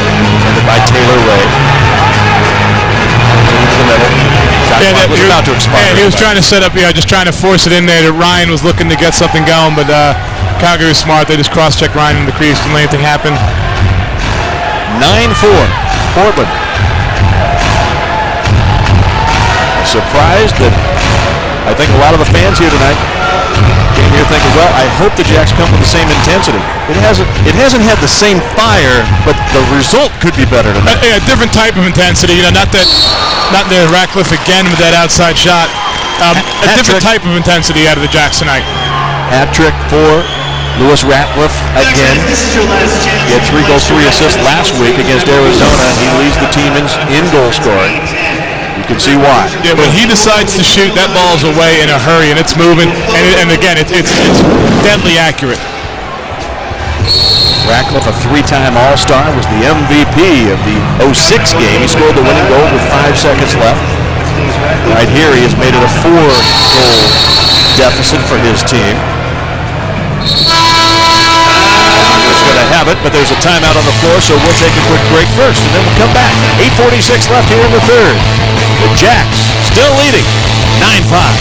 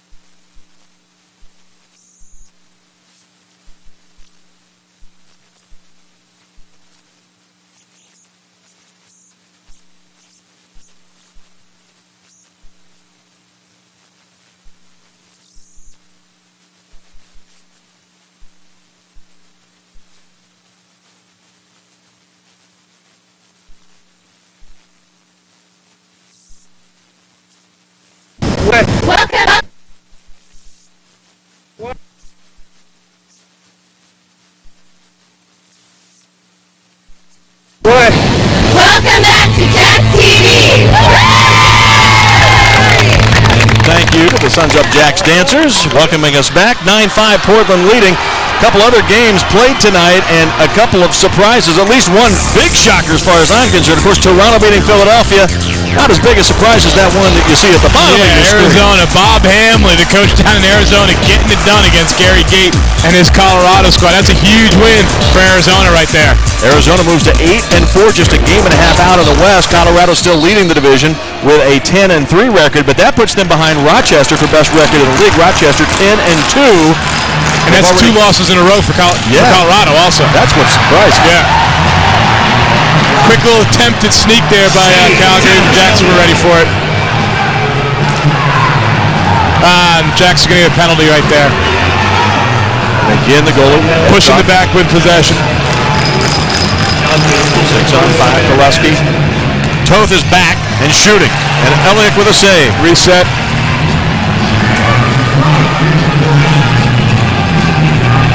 Koleski. Nice feed. Shot, no good. And now the penalty. That was a sweet pass. Yeah. Stick work of these guys still amazing. Night after night. Into the penalty box. Is it Brody? Brody says, you got to be kidding. Hey, rest the hamstring. And that was a good call, though, I think. I mean, he pushed him in the back. I don't think he meant to. He got caught up with him, but he pushed him in the back. He fell down. He had possession. The ref has to call. There's no any choice. Brody into the Jack in the box. Penalty box. Derek Keenan looking on, knowing for the next 2 minutes his team will be down a man. Now we're getting a little more movement out of Calgary here on the power play. Right away, you can see a little more energy. I'm sure they had a talking at halftime about their power play was looking really pretty stagnant. There's a lot more energy, not more happening yet, but they definitely look to have more energy. Palmer comes away with it to Portland. It's not his easily. And they only got about 5 seconds to get across the midline here. They're going to have to send it. It's going to be a play game here. You have 10 seconds once you gain possession to get it across the midline. We haven't seen that often this year. No, it really doesn't happen all that often. And it's usually when something like that happens, once the ball goes on the floor, is when it could happen. Beautiful stick work again by the Roughnecks. Toth fakes the pass. You know he'd like to score one right here. Coming off the fight, he got bloodied. Jack's moving well on the man short team here. Staying tight but flowing to all the right spots and keeping the sticks up in the middle. Nice save by Dallas. Back-to-back saves by Elliott there. And here's Rich Morgan. A hit. Hebner. Nice stick work by Taylor Ray. T-Ray there nicely. Good defensive play by Taylor Ray. First team All-Pro in 04, 2-time All-Star, and he made an All-Star-like play right there. Yeah, I think that was a chance for our fourth shorthanded goal there. Cowboys have some pride too, don't they? Yeah. They don't want to give up another one. Dallas huge with the left arm there. Leads to more translation. Jack's short-handed goal. The great Blazer broadcaster Bill Shonley would say, bingo, bango, bongo. We got to give that one to Dallas. Dallas is going to get an assist on that. That's a great play off the save. That's just an amazing save. Leads directly to a Jack's goal. Watch the left elbow here come up. Nice save by Dallas. The Jacks get the ball up and out the other way. Beautiful shot up to the top right-hand corner. Scott Stapleford with his 7th goal of the season. Remember, he had the game winner in overtime here on opening night against Buffalo. He also scored the first goal of the night that evening, and tonight he gives the Jacks a 10-5 lead. Nice to keep answering every time that Calgary seems to get one. Ryan Powell, great move, tried to come around to the left. That's what RP calls that the finalizer. Use that move right there in the field game all the time, where he goes one way, rolls back, and then comes back the other way by passing a stick below the defender's stick so he can actually split dodge in a roll dodge situation. Jacks have doubled the score on the Roughnecks. Who would have thunk it coming into this one tonight? Ian Crashley is out there right now. Number 5, he was the one involved in the big fight. And the penalty is over. The Jacks are back 5-on-5. Nice pass, Toth. Oh, great feed and a score! Beautiful pass by Caleb. That was beautiful really pass. Nice. And Sean Cable, the former Jacks player, scores. Cable was, of course, part of the Jacks West Division champs last year with 9 goals, 16 assists, and he scores one right here for Calgary. Yeah, great feed here by Caleb, and essentially throwing the ball into an empty net for Sean Cable. But that's just a beautiful backhanded feed as he's getting shoved to the ground by his buddy Ian Crashley right there. Caleb Toth is the Calgary leader in their franchise history in games played, goals, points, and he would have been assist, but he's been passed now, I think, by Lewis Radcliffe, I think. He's moved ahead of him. I may be wrong on that, but I think that's right. But he's number 2, and that assist may have tied him again for the franchise all time. Right. It's amazing how productive those big 3 are that you talked about at the outset. They really are. I mean, they are the offense for these guys. They need all 3 of them. And when if you look through their games, you'll see one night one of them will have 8 points, and then 2 nights later a different one will have the 8 points. They all consistently score, and there's usually one of the 3 that steps up and has a huge night, which makes a difference. We talked about that in the opener. That all 3 of them are going to score. All 3 of them are going to get their goals and assists. You got to keep one of them from leaping away and having that 10-point night, because that's what kills you. Well, so far tonight, the Jacks have a 10-point night. Let's take another look at this. Dallas ending up a little quick. I think he got his shin guard caught on the pipe as he went there and had to do a little repair work before the face-off that held us up a bit. Portland with it. Rich Morgan. 5-on-5 right now. Crosner. Said would like to have one tonight. Here he comes. Good defense. That was Devin Ray defending Crosner. Devin back on top. Nice. Holman with a drill. He sends it into the net. That is not what Matty Holman is known for, the outside shot, but he gets a nice one off. Again, a quick release out of him. Doesn't give the goalie a chance to score. Bounces down that low corner very nicely. Matt Holman's played this just his 6th game. He had 2 goals all season coming in. Yeah, he's not been a big goal scorer. He's kind of an all-over-the-floor type of guy. Does a little bit of everything, but gets his feet set there and bounces it down low. Real nice shot. That actually was 5-hole. I thought it was in the corner. That was actually 5-hole. Well, it's been a long time since the Jacks have scored 11 goals. In fact, 5 games ago when they lost at Rochester 18-12. Jacks are going short-handed again. I think we're going to have Palmer with a cross-check call here. Derek Keenan does not agree, does he? Oh, boy. Well, when you're up 5 goals, you don't really want to see one of your guys heading to the penalty box. Although it's worked out okay for Portland earlier tonight.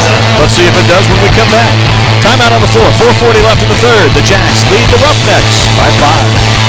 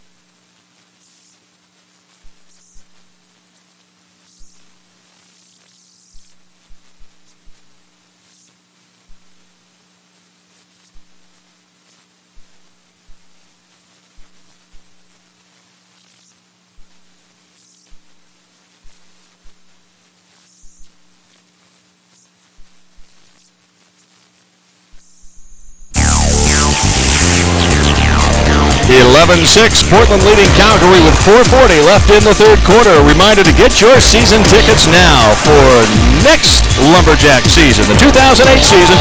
For all the Lumberjacks home games, call 503-797-9739 or go to portlandjacks.com. $50 guarantees you're going to get all the insider info and privileges for the entire season. Call 503-797-9739 and don't miss out for next year. And of course, as you saw, the Jacks still have a game against San Jose coming up, and then another one here at home as well. So they still got a couple of home games. You can still get out this year and see it. And that San Jose game is going to be some fun. I think that's going to be a lot of fun. All right, Jacks fans. 4:40 left, third quarter. 2 minutes. Short-handed team on. In the penalty box is Graham Palmer. Jacks back to the diamond on the short-handed. Brody Merrill at the point. Pat Jones in the back. Calgary knows it needs to score right here. Take advantage of the power play. Toth, rocket, Elliott save. That's been the story tonight, hasn't it? Elliott save, Elliott save, Elliott save. That has been it. Ratcliffe has 3 goals. And you remember, a lot of these shots from Calgary are coming from the outside. They are not getting inside the Jacks defense much at all. Dallas Elliott lost the handle there. Brody Merrill was very Great job by Brody. Great job by Brody recovering that ball. He's got to get it up the floor, though, because, again, that 10 seconds to clear it. We haven't seen that all year here at the Rose Garden. I don't think we see it twice. And again, that's how it usually happens. When the ball goes on the floor, tick, tick, tick, time's running. And by the time you get it back, you have no time to clear. Under 4 minutes left third. Still power play. And a 10 left in the power play for the Calgary Roughnecks. Lusky, Toth all on the floor right there, and there's the result. 4th goal of the night for Lewis Ratcliffe. And Brody's kicking himself on that one. I think he felt he had a chance to get a check in on Lewis, and didn't really think Lewis was going to shoot the ball. But again, Lewis, when he decides to let it go, it's out of his stick in a hurry. I think he caught Brody, who actually could have gotten a check on him, and doesn't there, so he doesn't step out at the last second to get the check. And again, feet set, hands free. Lewis Ratcliffe is deadly. Another goal, his 4th of the night for Ratcliffe. By the way, that was our Les Schwab alignment matchup. Ratcliffe and Dallas Elliott. The fortunate thing is Dallas is stopping everybody else right now, pretty much. 11-7.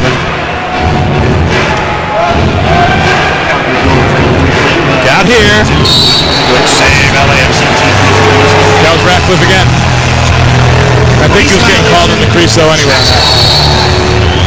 Here's Ian Cratchley with Toth defending him. They went at it earlier. They're both heading in to the bench right now. Haslam gives it to Crosby. All right, Jacks fans, who wants to see number 12? 5 on 5. Holman has a couple of goals. Ryan Powell with 4 tonight. Gives to Hefner. He's got a couple. 5 on the shot clock. Here comes Holman. Good save. Good defense right there. It's a late penalty coming on the Jacks. Coming up with the ball now is Jesse Phillips. Haven't said much about him tonight. Jesse. Calgary playing 6 on 5 here. We have a delayed penalty on Portland.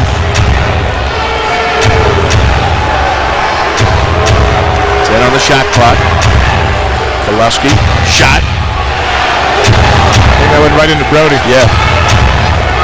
I'm about to expire. Save, Dallas Elliott. And here we go.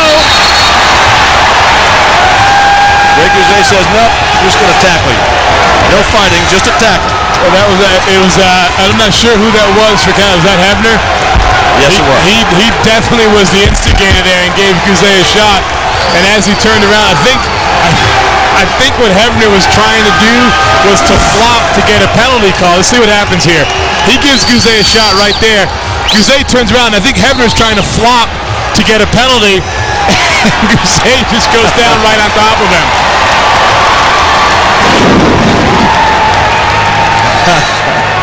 Well, Ray Guzet, give him credit. He didn't come up throwing punches right there. No. Kept his head. Good job. That's the wrong time to take a flop, though. When the guy's coming down on top of you, it's not a good time to flop and try and draw a penalty, because you might get hurt. 2-minute penalty on number 11, Matt Holman. 2 minutes for a check time.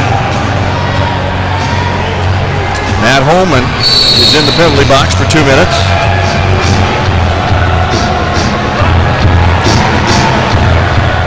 Pulaski, Ratcliffe, Pulaski, 2-man game now.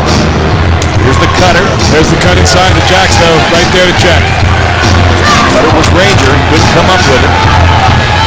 Nothing is getting inside of this Jacks defense right now. They're playing well. They really are. 11-7. Jacks trying to hold on. Kowalski with a rocket. And Rich Morgan made him pay for it right afterwards. Yeah, Kluski top left-hand corner there. Kowalski took a shot to the face by Rich Morgan. Part of this game, though. But more importantly right now, suddenly the Roughnecks are only down 3. Really nice shot there by Kluski. He got Dallas moving a little bit to the left, I think, and snapped it back into that top left-hand corner. See there on the replay. He has Dallas moving the other way. Dallas tries to come back with that right elbow, but he's just too far out of position at that point. Ball loose momentarily. Who's going to scoop it up? Looks like it's going to come Portland's way. Bruce Alexander in a peck of trouble. Gives to Guzet. Ahead to Mazra. Boom. Here's odd man situation. Powell far side. Oh, he's got to move the ball.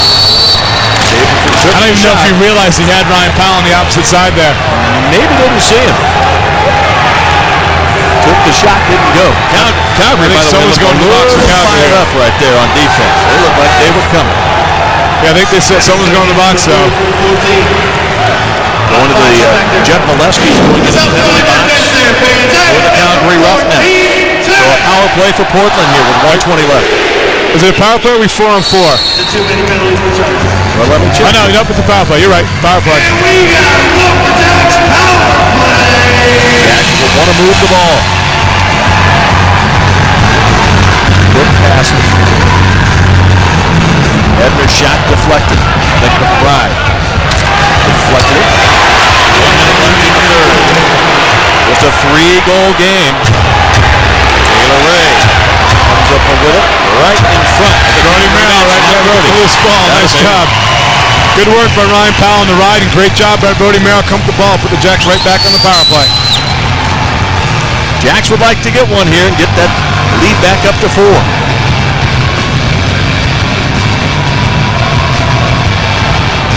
Oh, Peter Morgan was there. Yeah, the pass was a little bit off on the wrong side of him. Peter couldn't have. If that was on the right side, that could have at least would have been a good chance for a goal. Had to go to his right to get it too much behind the net. Couldn't come up cleanly. Here comes Calgary. Nish goes to Toth. Man down for another 50 seconds. Only 10 here in the quarter. Toth. Shot clock's just about up here. See if they get a shot away. Nope. Shot clock expires, and so does the end of the third quarter. Well, the Roughnecks edge ever so much closer, but Portland still has the lead. 15 minutes left in regulation. Kurt Silcott, Derek Keenan, the Jacks, and the Roughnecks. Portland by 3.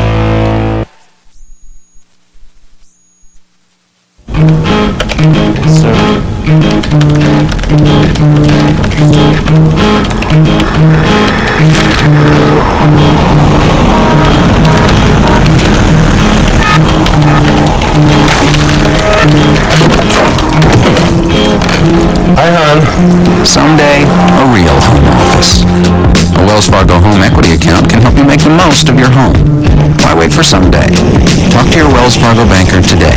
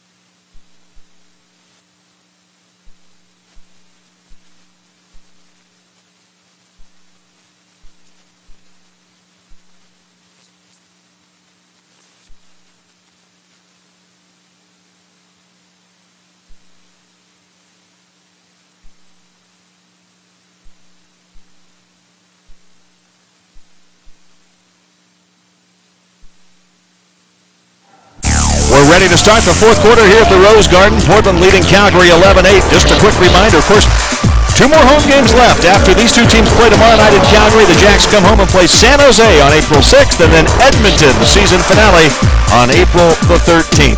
Get your taxes done and get here to the Rose Garden, and let's watch them play. And here we go. Still some work to do for Portland. Jacks still with about 35 on the power play as well, and they get the ball, so they're going to get a full possession here on the power play. It would be good to get one here. After that big first quarter, Jacks have been outscored in the second and the third, right? They're outscored by 2, I think, in the second and by a goal in the third. I'm sorry, maybe 1 in each quarter? Yeah, it was 1 in each quarter. 1 in each quarter. 3-2 in the second quarter, and then the 1 difference here in the third, and there's a shot bounced high. Only 4 on the shot clock. Looks like it's going to end up being a shot clock violation, and it is. That'll just about kill the power play. There's 4 seconds left and a bad penalty by Hebner there. Well, both Hebners have spent a little time in the box tonight. Yeah, there's been a lot of complaining about the penalty. The reality is it's been fairly consistent. They're calling a lot of penalties. They're calling a pretty tight game. The guys don't want to see these be played. They want to see them let the guys play. They don't want these all being called. But the refs are calling a tight game, and yeah, that's the way it goes. Obviously, they didn't see the punch initially. Well, when they watch this later, they're going to say, "Ooh, I think we missed one." Tyler Hebner told them that you missed one. Mm-hmm. But it's an advantage right now for 2 minutes for Calgary. Defense needing to step up one more time here.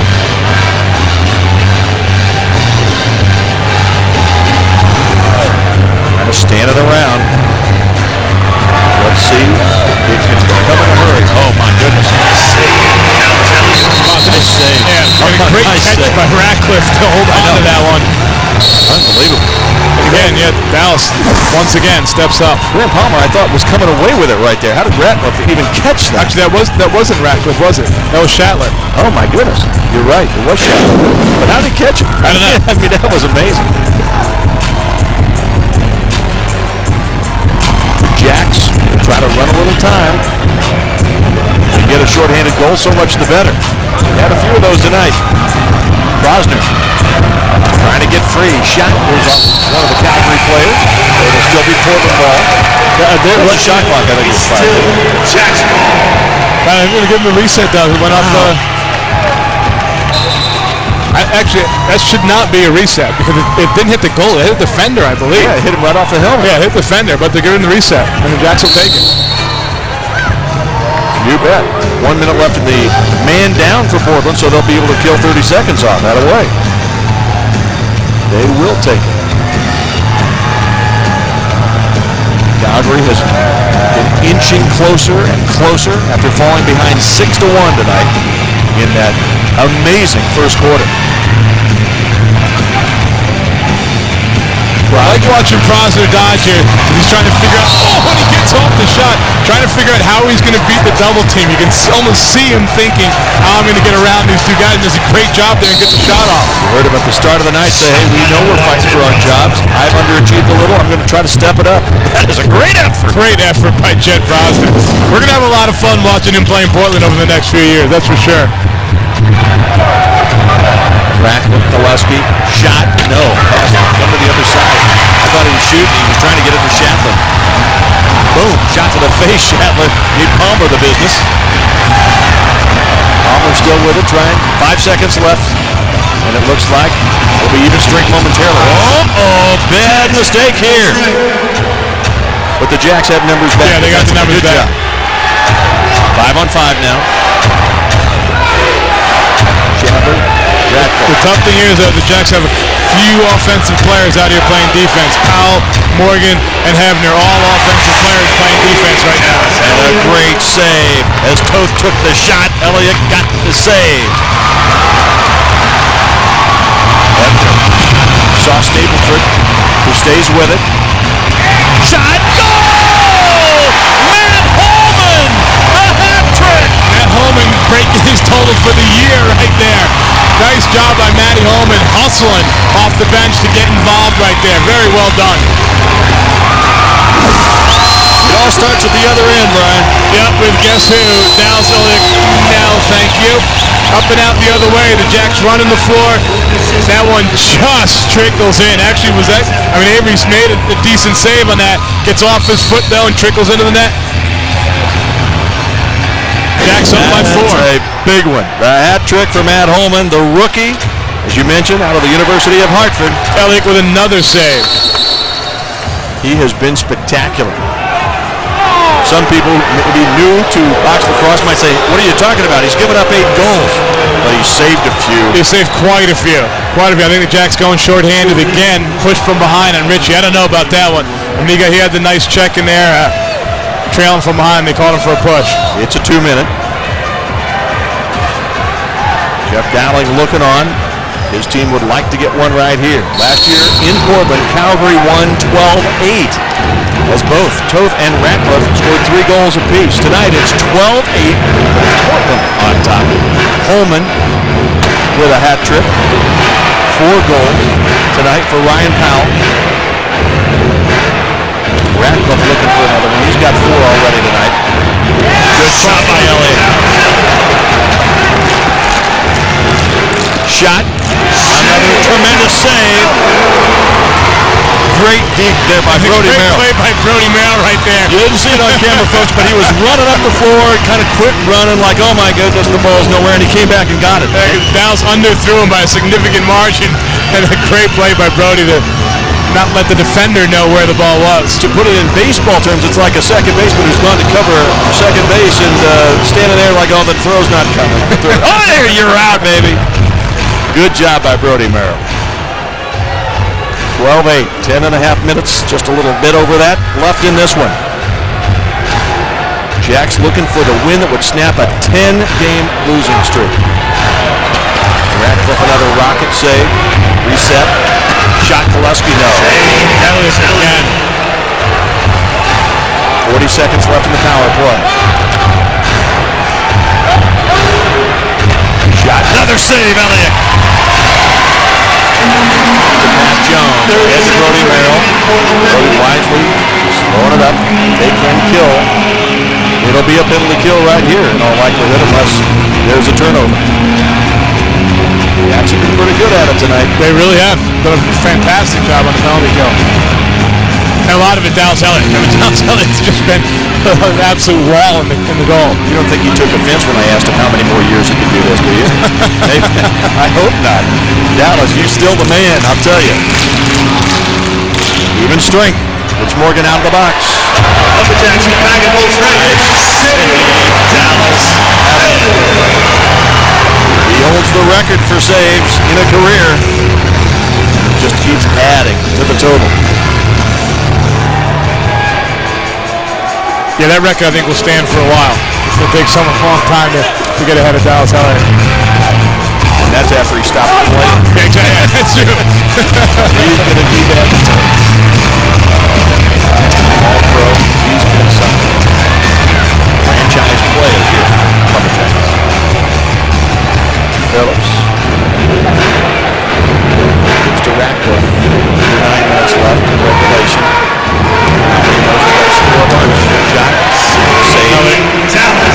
Good off the Tootsie. Still good. Shot clock reset. Pick and roll. Couldn't connect. Elliott was right all over that one. Bruce Alexander gives to Brody Merrill. Jackson looked pretty good tonight. They still have work to do. I don't like the way they come out and play. Yeah, Calgary's starting to press a little bit more on defense. They're spreading out a bit more. Jack's got to work hard off ball and take advantage of that.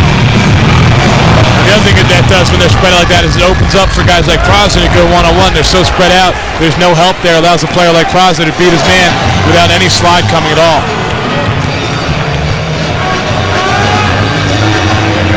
Cable. Goes to Shatler. Ebner to the corner now. Ratcliffe. Good defense. And a bounce shot is in. Toth finds a way to beat Dallas Elliott, who's having a tremendous night. that makes it a 3-goal game, still with 7:42 to go. Yeah, we'll see right here, they're running the pick and roll. He gets underneath the pick, and the defender does not slide out and get the help there. We actually were in really good position, but Rising just never slides over and picks him up. Not exactly sure what went wrong there, but that's a pretty bad defensive breakdown right there. Through 3 quarters, folks, we'll let you know that Dallas Elliott is credited with 27 saves. He certainly added to that here in the 4th quarter. But he needs one here. And he does! Come up big! That's a big save right there. That's a big save. That would have cut it to a 2-goal game. Momentum. Very quickly, and Dallas up to the task once again. Well, you get on a roll like Portland did in that 1st quarter, they come easy, and that could have led to opening the gates a little bit. Yeah, we had in the key matchup, Dallas and Lewis Ratcliffe. Both of them have actually played pretty well tonight. Lewis has gotten 4 by Dallas, but not much else has gone in. Brasner with a shot right to the midsection of the goalie. Ryan Avery, who came in when Andrew Leishon struggled mightily against the Jacks.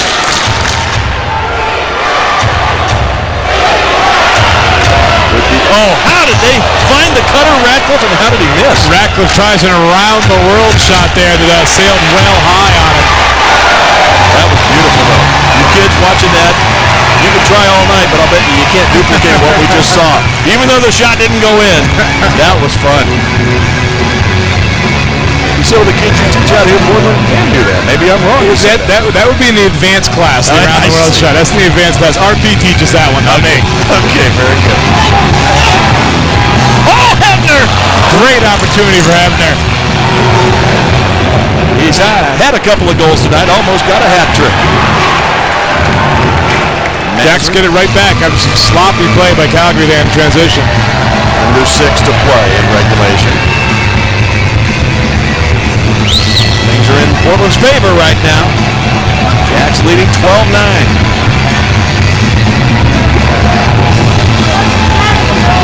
Holman. Big night for the rookie. 3 goals already. Got a tough call on the Jacks player of the game tonight. You know that?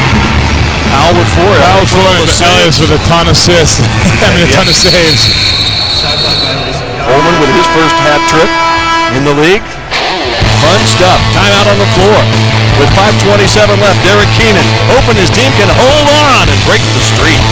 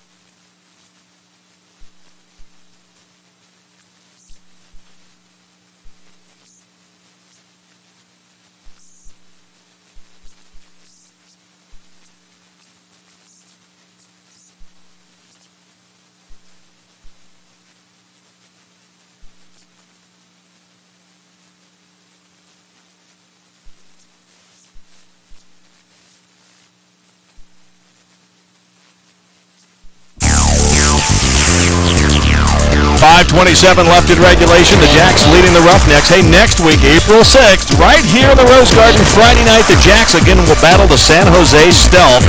Revenge time, and the Jacks will be hot to beat the Stealth at their own game, getting physical. That's next Friday right here at the Garden. Jacks and Stealth at 7 o'clock. Get your tickets by calling 503-797-9739 or online at portlandjacks.com. They had the dance cam going here during the break, and this might have been the lead dancer right there. Wow. Some interesting stuff to be seen on the dance cam. All right, Jacks fans, just under 1 minute left, the 3-goal advantage. Make some noise for your Lumberjacks! Nice cut, nice goal, beautiful play, Koluski. Very, very nice from the Calgary Roughnecks right there. Tracy Koluski showing what he can do. Nice aggressive feed into the center, and Koluski on a dead run picks it out of the air and finishes it. Koluski, 2-time first-team All-Pro. has played in 5 straight All-Star games, including the game here in Portland. This is a key element of lacrosse. Get the ball low and move your feet. That's exactly what Koleski does. Catches Brody sleep a little bit, catches it on the give and go. It's one of the first things you teach kids when they run. When you throw the ball, move your feet. So the Jacks now cling to a 2-goal lead with still 5 minutes and 15 seconds left. Remember, on opening night, the Jacks were down 2 with under 4 minutes to play, came back and got 2 goals to send it to overtime and got the win. And look out here, Ratcliffe again! Ratcliffe with his 5th of the night. Yikes! Wow. All from the outside, too. I mean, Lewis just lighting it up from the outside. And in several different ways. He's put the ball in different spots, different types of shots. He's a heck of a shooter. Well, we've talked about what a tough season it's been for the Jacks. And folks, we have a 1-goal game right now. Yes, sir. You do not want to let this one get away. It would be simply devastating. But right now, they still have the 1-goal advantage. But Calgary's got some pep in its step right now. Oleski, who scored the first goal of the game, now takes off to the bench. Toth, Matt Jones, captain. Graham Palmer, hustling for the ball, scoops up the loose ball. Good nice job. work by Graham Palmer there. Goes to Bruce Alexander. 1-goal game. The Jacks led early. If you're joining us late, Portland led 6-1 after scoring 2 shorthanded goals in the first quarter. 7-2 the Jacks led. They maintained the advantage, but now it's as close as it's been since very early in the game.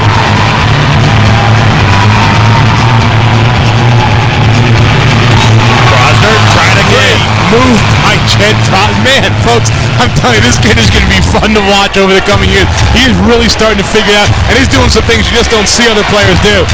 He kind of faked the air gate twice, and then used that to draw the defender behind him and just beat him around the corner. Hasn't scored tonight, but has had some wonderful opportunities that he has created himself.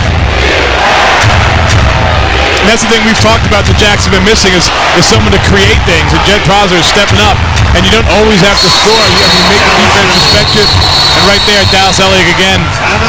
Going low to make the save. There's going to be a timeout on the floor, I believe, with 3:23 left. So we'll come right back. 12-11.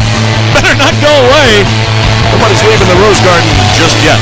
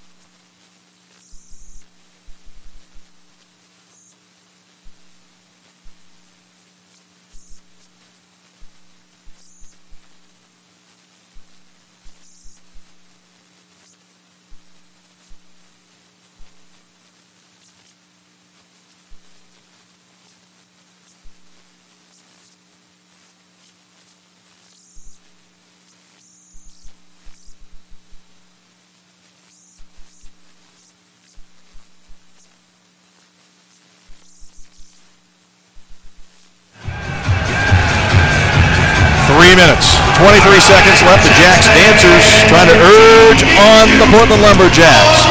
Right now, Portland with the ball. Dallas Elliott out of the goal as they're going to try to gain a man advantage here for just a play. And what they do is make sure that no one cheats all the way down to pick up the ball, full court, and then they can run some off the bench. Dallas will go right back as soon as the ball's cleared. And they do. So here we are, 5-on-5. Jacks would like to get an insurance goal.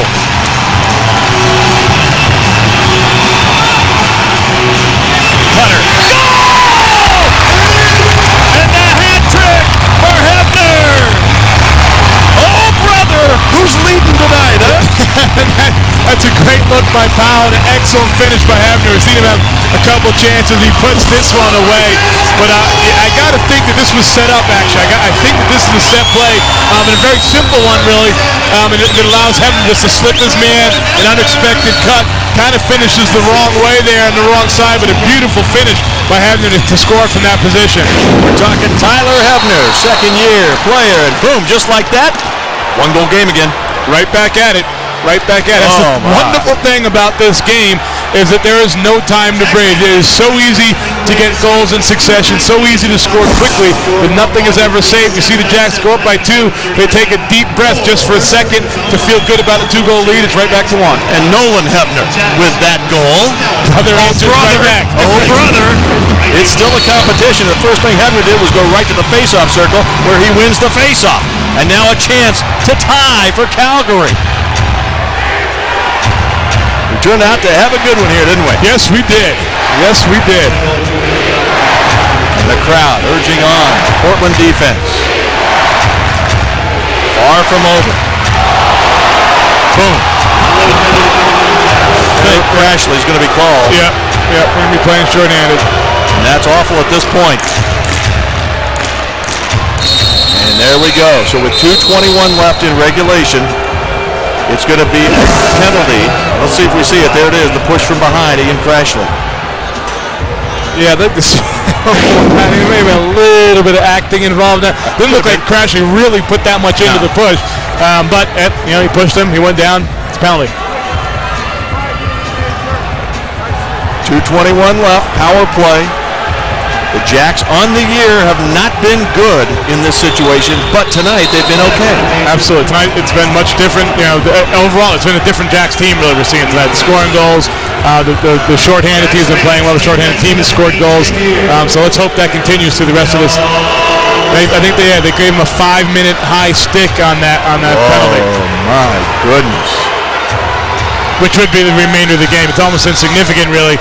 The key element, though, is that it takes 2 goals to release a 5-minute penalty so they can score the game tire and the game winner. That's a tough call by the officials with 2:15 left in the game. Well, it's been that kind of year for Portland. There's Ratcliffe and a good save for Elliott. And now the illegal pick, I think, was called. So the Jacks don't need to kill 5. They need to kill about 2:20, about 2:10 now. Yeah. That's what they need to kill. They don't need to worry about the other 2 minutes. Can Portland hold on? The Jacks led by 5 goals a couple of times, 6-1 and 7-2. Calgary has chipped away all night long. And now, Portland in a man-down situation.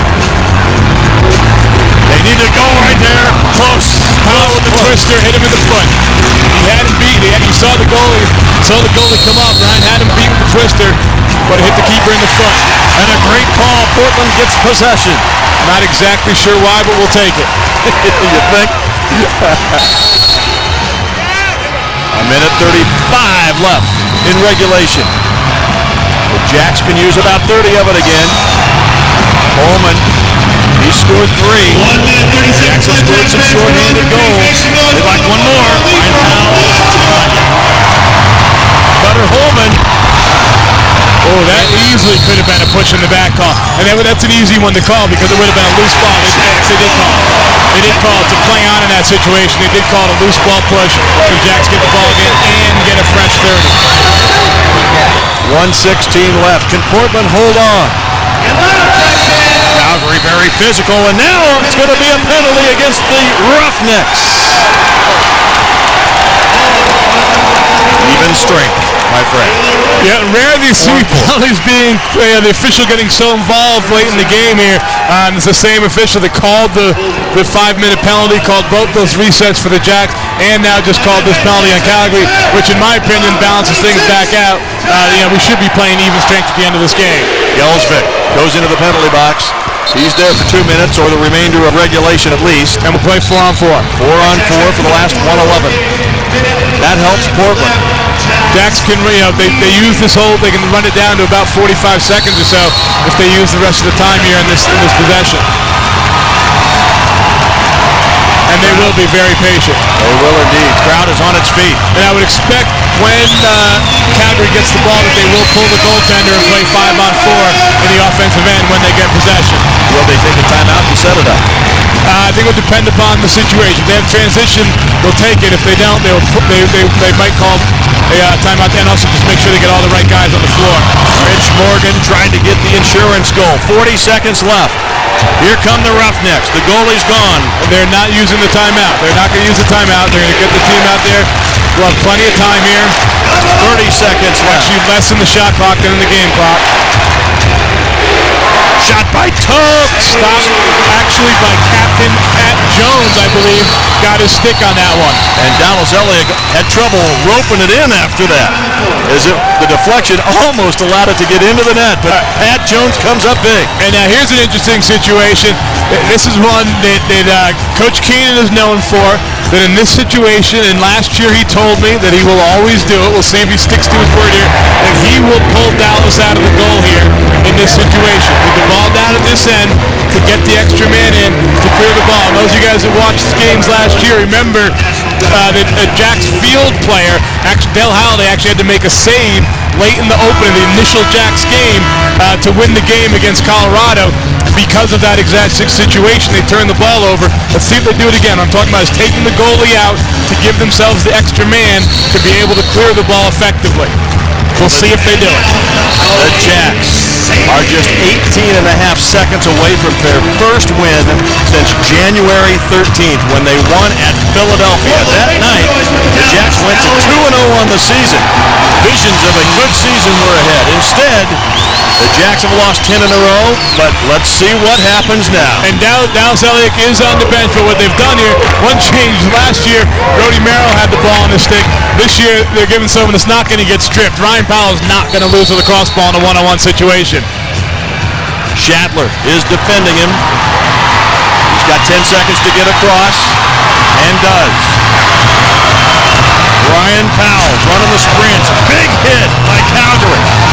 Time's about to expire, and the Jacks have won! That'll do it. The streak is over! Great win for the Portland Lumberjacks. Great win for the Portland Lumberjacks. How about those Portland Lumberjacks? They win it tonight. 13-12 over Calgary. And Ryan Powell's actually down in the corner, looking at his fifth goal with a chance to shoot it there at the open net. He is down in the corner right now. That's not a good sign for Portland for sure, for future games. Dallas Elliott, you saw getting some congratulations a moment ago.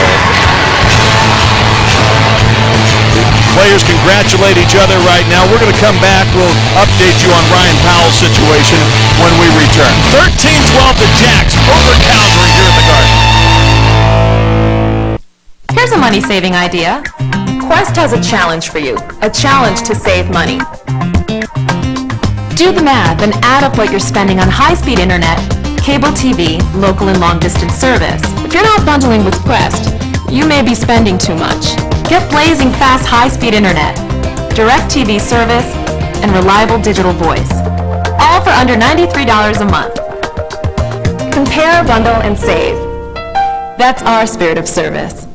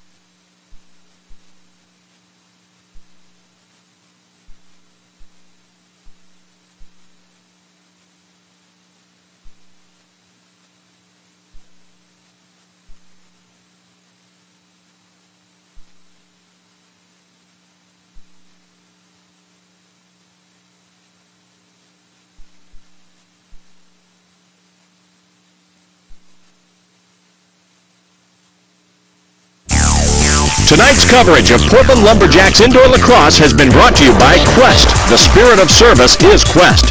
By Scion. What moves you? Scion. By Wells Fargo. The next stage in banking is Wells Fargo. By Les Schwab Tires. We take pride in performance. Les Schwab Tires. By On Deck Sports Bar and Grill. Portland's premier sports bar. By Southwest Washington Medical Center. Advanced medicine with a human touch. And by Marcus and Millichap, helping our clients create and preserve wealth. Hey, how about those Portland Lumberjacks? 13-12, the final tonight here at the Rose Garden. The Jacks ending that 10-game winning streak. And Brian Silcott, that was beautiful to see, huh? Yeah, that was a lot of fun to watch right there. We're seeing the shots on goal, what that led to. 39 saves by Dallas Elliott. Fantastic night. We talked about it, and you talked to him about how long he can play. If you're making 39 saves in a game like that against a team that's a lot of great shooters as well, I think Dallas Elliott will be with us for a while. The Jacks, of course, got off to the great start. 6-1 lead at one point in the first quarter and had to hang on for dear life. Well, at the time, we said, 6-1 lead, that's not a lot in this game. And what happened was Calgary outscored us slowly throughout the rest of the game. Yeah. Kept chipping, but the Jacks kept fighting, kept playing hard, and were able to get enough goals and hang on and pull out the win. Well, let's go. Ryan Powell, this is live, him in the training room right now. He was able to walk off on his own power. He was the player of the game as voted by the local media. I think he's going to be all right. I hope so. Let's take a look at what happened here. Yeah, he cleared the ball, and they have the extra man here, so they're going to be able to double team him right in the way in the corner. And what essentially happens, and actually you can see right there, his right knee hit the boards, which looks painful, but it's actually a good thing because it's more of a banging motion. It appears that is causing the pain. I don't want to play doctor, but it looks like it was more of a bang to the knee than a twist or something, which is what would have really scared us. He's not a doctor. He only plays one on television. As much as possible. As much as you can. All right. Hey, let's look at some highlights. Fun stuff tonight here at the Rose Garden. Yeah, it's nice to have so many good highlights out of the Jacks, to see him putting goals on the board. There we see a little play we talked about. RP is a lefty on the power play, getting the feed for a nice goal. A lot of good shooting out of that man right there tonight. Lewis Ratcliffe had 5 goals, all from the outside with some excellent shooting. That's the Jacks. Stapleford in transition. Excellent goal for the Jacks. Here's the captain across the cage there. Beautiful, beautiful feed out of Caleb Toth right there.